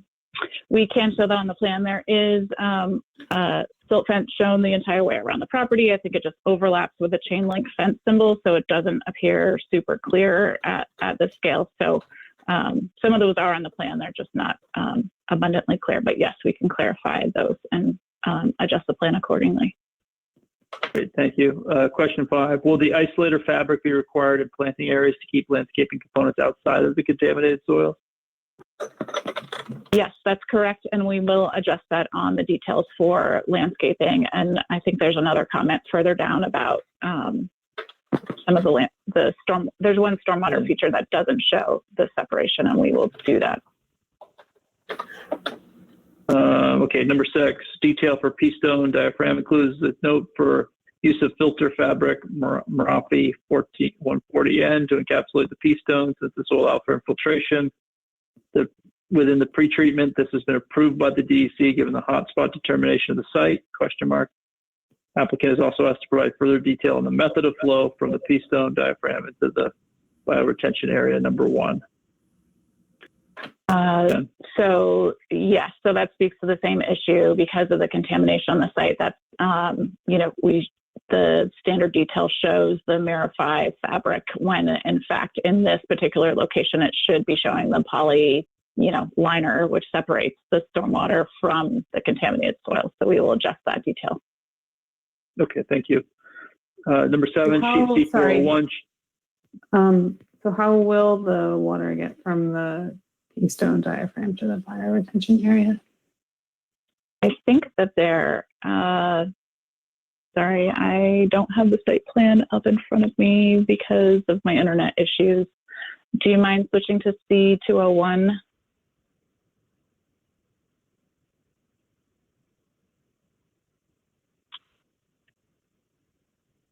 It's there. Okay.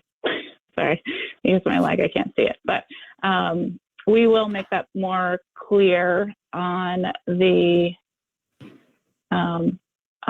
detail to make sure that's shown appropriately.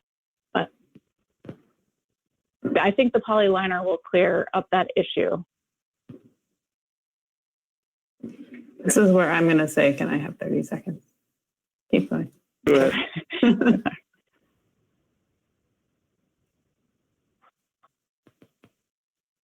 You can keep going, Matt. Okay. Number 7, sheet C401 shows an 18-inch Hope connection onto an existing structure. The structure is listed as municipal on the plans, but is owned and maintained by VTrans. Has the applicant determined the condition of the structure or if boring additional 18-inch inlet would be feasible? Our GIS data shows that is having 3 18-inch penetrations already may require field verification. Yes, I can speak to that. We were talking to the City of Burlington Public Works Department about this today, and he called it the Bermuda Triangle of utilities, this area. There was some question as to whether it was controlled by VTrans. It is, in fact, the City of Burlington. And there was some discussion about it may be more appropriate in this location to add an additional inline catch basin and connect to that instead of trying to connect into the existing catch basin, which already has, as the comment mentions, a bunch going on. So we will work with the City of Burlington to, finalize their preferred option, and of course, continue to work with them on getting approval for that. Okay, thank you. Number 8, please include a note requiring a soil phosphorus test using the Morgan method. What is the Morgan method? Or approved equivalent for the bioretention soil. The test results should be recorded with a design permit record. We can do that. We will add that note to the plan. Great. Number 9, the applicant is required to submit a maintenance plan for all stormwater treatment practices as outlined in LDR's Article 1203D. We can do that. Yeah, great. Moving on to lighting. The applicant is proposing 9 wall-mounted lighting fixtures, 2 bollard lights, and 5 freestanding lights. Comment 17, 1 proposed freestanding light is within the Bacon Street right-of-way. The fixtures do not meet city standards. The fixture is proposed to illuminate the parking lot, and the fixture results in lighting levels above the allowable levels in Appendix A beyond the property line. Staff recommends the board require the applicant to remove that fixture. This is Jen. Yes, we will definitely remove that fixture that is just barely over the line on the Bacon Street side. That was just an oversight on our part. We will adjust that. I did talk to our lighting designer about the, small amount of light that bleeds over the line. And, the challenge on a site where we're paving almost right up to the property line is that it's challenging to get the light levels to cut off exactly on the property line and still light up the parking lot. But we can reduce those light levels if staff feels that's appropriate. Great. I think that's right. 18, the freestanding fixtures within the parking lot result in lighting levels slightly above the maximum allowable off-site level of 0.3-foot candles on the eastern multifamily residential property. Since this property is residential in use, screening is limited to plantings located on the residential property. Staff recommends the board require the applicant to adjust the lighting fixtures to adhere to the maximum level of 0.3-foot candles. We are glad to do that. Yes. Okay. Bicycle parking. New buildings, the applicant must provide 50% required short-term bike parking spaces as a long-term bike storage or 2 spaces and 1 closed locker. No long-term spaces are shown on the architectural plan. Staff recommends the board require the applicant to demonstrate how they will comply with the long-term bike storage and locker requirements prior to closing the hearing. That's where you're going to put your bikes. So this is Tyler, and what we're proposing to do, if you look at A101 for the long-term, would be interior covered storage. So it'd be a room that is approximately, let's say 6 by 6, directly adjacent to the elevator off of the lobby that would be used for the office space.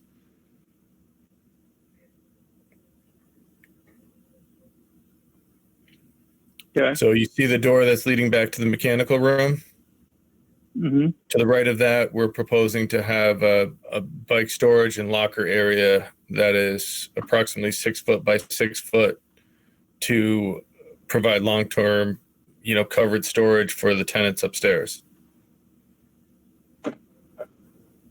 Good. Thank you. Yep.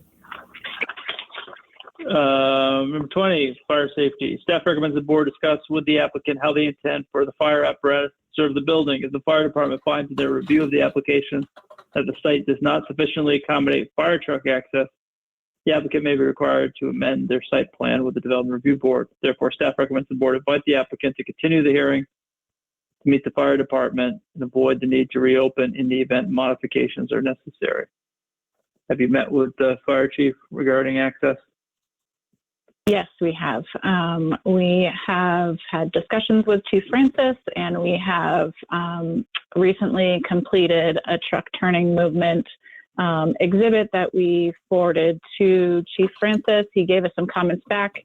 And basically, the only change that he was asking for is to provide some additional mountable curb at the southeast corner of the site, of that access that goes through to the Walgreens site.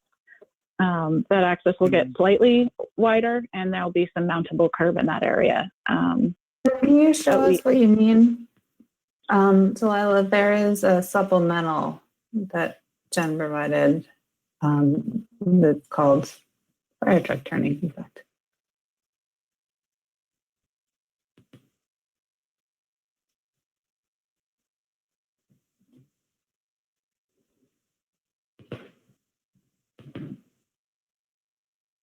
There, it's up. Can you see it, Jen? Yes, I can. Thank you. And you have the ability to draw on here if you need to. Okay. Let's see. So this area right here is sort of an awkward curved area to begin with. We added that so that there didn't continue to be just this wide open, free-for-all access between this parcel and the Walgreens parcel. So we had added in some 6-inch, curbing here, which was basically just a 6-inch concrete island. Oops, sorry, over here. I think my lag is not helping with the drawing piece. So anyways, on the part that's grayed out is the part that we're talking about making mountable, but also over here where the purple circles are on this, thank you. This part of it would also be mountable. And the opening is just slightly wider than what's shown on the C201 drawing site plan. So we are glad to make those adjustments to the site plan and resubmit that as part of the conditions of approval. But I would propose that we not continue the hearing because I feel like we have taken care of that issue with Chief Francis over the past few days. Thank you, Jen. And thank you. Contaminated soil, staff recommends the board determine whether to require the applicant to demonstrate approval of the CAP prior to issuing of the zoning permit. As noted above, the applicant has identified contaminated soils on site. It's documented that they are working on a preparation of a contamination action plan anticipated to be approved by mid-September. Just approved by the DEC, I assume. Contaminated soils are wholly regulated at the state level. Right. So you show you've got a cap when you apply for a permit. Does that sound right? This is Jen. Yes, I think that's an acceptable solution. We had hoped that by the time this hearing happened that we would have a draft version of the cap that we could submit to the city, but it's been delayed just slightly. So I anticipate that there would be a draft cap available by the end of this month. Sound right, Brian? Right. So can we return to the landscaping in the right of way? Lucy? Yes, I'm ready. Yeah, absolutely. So Give it to I us. think that what we would propose to do here is single, staggered row of Rosa rugosa, which is on our existing plant list, and appropriate for this sort of location. And we would do those 4 feet on center, typical to what is in the existing plan. So that would just go across that section of Bacon Street, except, breaking where the trees are at. Okay. Thank you, Lucy. My pleasure. Is there any comments from the public related to this site plan? If so, please enter your name into the chat box or just say your name. Jill Deemer. Hi, Jill. Hi. Jill, go ahead. Go ahead and you're welcome to offer your comment. Okay, thank you. I'm going to try and turn on my camera. Okay, hi everyone. So we are a potential new neighbor to you guys. My husband Mike and I own Clock Tower Square, which is directly next door to this property. And we, are certainly in support of having something other than what is existing there presently, but we have some specific concerns. And I don't know if you want me to go down my list of concerns or go in a specific order. So you can tell me how you would like me to proceed. You've got 3 minutes, so however you want to do it, Jill. Okay. So the first thing is, we all know that the soil is contaminated, and we have had our soil tested at our Clock Tower Square location, and we did not have contaminated soil. So one of the requests that we would have is that the property be monitored over a period of time to make sure that with the disturbance that's going to happen with the building, that our property does not get contaminated by the soil. The next thing is the setback and the height. The setback, if I understand it correctly, this building would be in front of our building, closer to Shelburne Road than our building, and I believe the Pizzagalli building. We would not be in support of it being pushed forward because the sight line would block our building. And we invested a significant amount of money on the clock, and not only for our brand, but also for the community to be able to see that clock. And if it's pushed forward, then that's something that it's not going to be able to be seen very well. And the restaurant, I understand that one of the contenders is a Dunkin' Donuts. I don't know if any of this is in stone, but Dunkin' Donuts certainly is a large traffic generator, and I believe it would take up, it would create a lot of traffic for Bacon Street, which it's a small street. It doesn't really have a great exit. The city was concerned about having traffic go through over to Cathedral Square where there's elderly people. They don't want that as a path through to Farrell Street. This is going to bring, in our opinion, a tremendous amount of traffic to Bacon Street, which already has a problem with a left-hand turn, particularly during busy times of the day. So the way that they have the traffic going in on the Shelburne Road to the south of the building, I'm not sure that that's something that you guys are going to approve or not. Our concern is that it's very close to the right-hand turn from Farrell to Shelburne Road, and there may be some kind of odd backups at that location. And there's a crosswalk right there, so I'm not sure if that's the best spot for the front. One of our biggest concerns is noise and quality of life for our tenants who have expressed concern to us already. Having a restaurant on that side of the building is very concerning. Having a wall there that would, and a patio is pretty much inviting a situation where people are going to hang out there, and the back quarter of the whole building is going to be projecting towards our entire property. So it's a big concern for our commercial and our residents' quality of life to have, say, a restaurant that has a bar, or with COVID, a lot of people wanting to be outside, a lot of time would be spent outside, and that noise is a concern. And our suggestion, which you're going to hate, but at the same time, it might be a solution, is to switch the restaurant to the other side.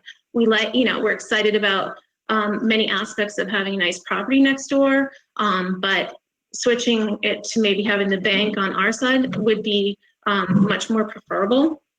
And as for the landscaping, if you are able to get a landscaping waiver, I'm not really following why that would be allowed, because it's creating more parking and less landscaping. And the curb cuts, an important thing to remember, there was 5 entry points to this property, 2 on Shelburne Road, 2 on Bacon Street, and 1 from Walgreens. My husband Mike and I have owned this property for 20 years. We've owned and operated a motel on this site, and we own and operate Clock Tower Square with a commercial building and 14 residential units. We know that although it may not say that there's 5, there was 5 entrances. Now we're down to the one in the front, if you approve, from Shelburne Road, and then Bacon Street. Bacon Street, it's going to be a lot of traffic, especially if you have a restaurant or a Dunkin' Donuts with so many more trips than Ray Sitco would have had. His gas station was not a typical gas station. It was really a service station that had gas. So anybody who knows Cable Sitco knows that it was primarily service, and the gas was kind of another piece to it, but it wasn't his primary business. And the trip-ins may have been less than a typical gas station. So all these additions in terms of the amount of cars and traffic that will be coming in is a concern. And I think the biggest thing that would help for us is to really figure out the in and outs of how this property is going to flow, and to remove the restaurant from our side of the building to the other side of the building. Thank you, Jill. Appreciate your comments. Is there anyone else in the public that would like to offer comments on this? You're welcome. Is there anyone else in the public that would like to offer comments at this time? Please state your name or enter it in the chat box. Matt, I wanted to remind you that the Burlington Department of Public Works sent in some comments kind of at the last minute as well. Oh, is that in the supplemental? Yeah, I sent it to you guys today. So it was just a couple of quick things. They just reiterated a couple of things that they had talked about in their more extensive comment letter at Sketch. The first one was, we had felt strongly about removal of the slip ramp off of Shelburne Road, or at a minimum, have the sidewalk continue through the drive entrance. And I asked for some clarification on that, and their response was, our reasoning is for pedestrian safety. Deleting the slip ramp would eliminate potential interactions with vehicles and pedestrians on Shelburne Road, which tends to be high volume and speed. Our city policy is to continue the sidewalk panels at grade through the slip ramp, much like a driveway. We only put detectable warning plates at street intersections. So, yes, what they're asking is, they would like to see the Shelburne Road curb cut closed entirely and all of the traffic go on Bacon Street. And if that's not a no-go, I mean, I guess I shouldn't say all on Bacon Street, because there's still the connection to the Walgreens, which Brian has by easement rights. And they would, if that curb cut on Shelburne Street stays, they would like to see the concrete sidewalk extended across the driveway. I don't mind to extend the concrete cut. We could not have a location, a commercial building without a curb cut off Shelburne Road. It just wouldn't work. Just wouldn't do it. Right. So I'd be okay with with the concrete extending, if that's what the board feels is appropriate. Can we see the map again? Where are we talking about where concrete extending to?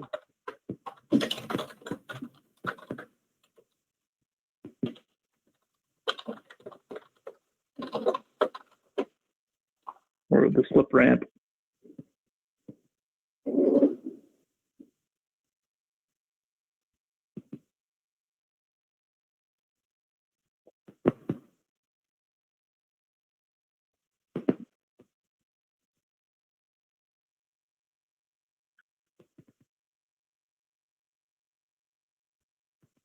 Where would the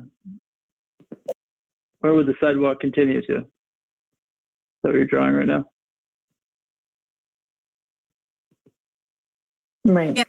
They're saying that instead of that being a marked crosswalk, that it be a concrete sidewalk.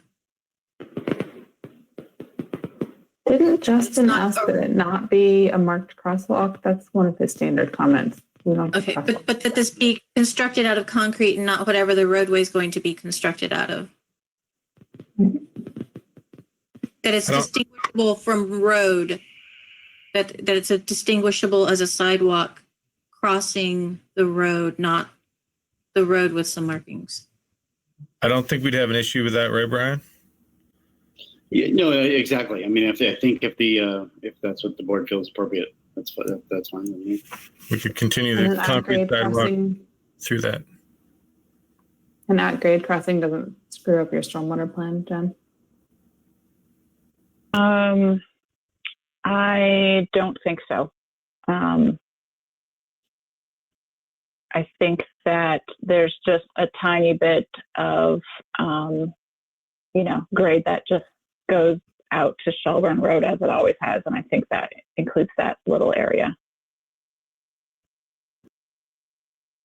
That makes sense to me then.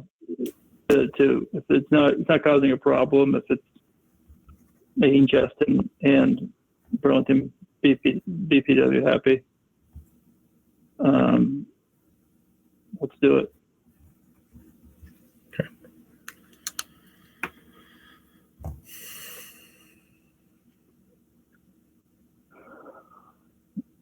Okay.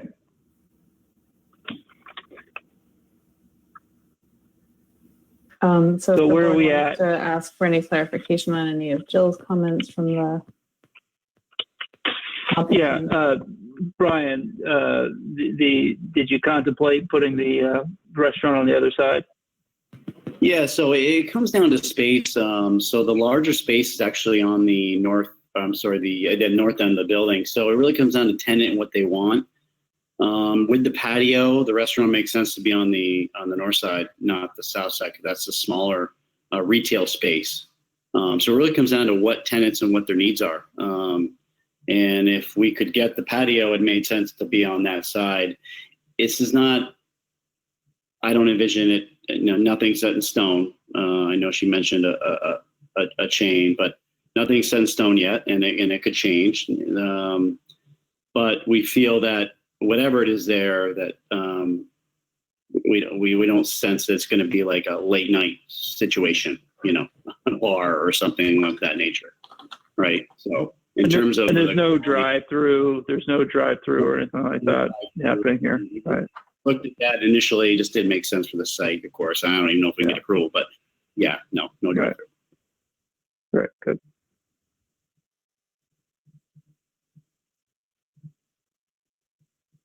Okay. Does the board have any other questions for the applicant? No.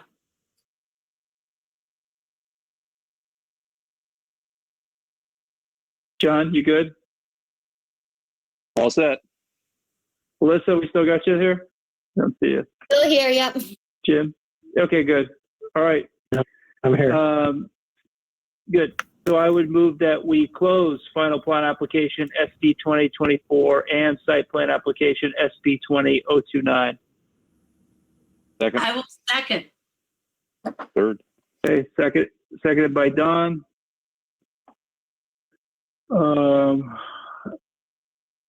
Brian Sullivan is recused. Roll call. Don, Aye. Jim, Aye. John, Aye. Melissa, Aye. and Matt Cota, chair votes aye. Great. Thank you very much.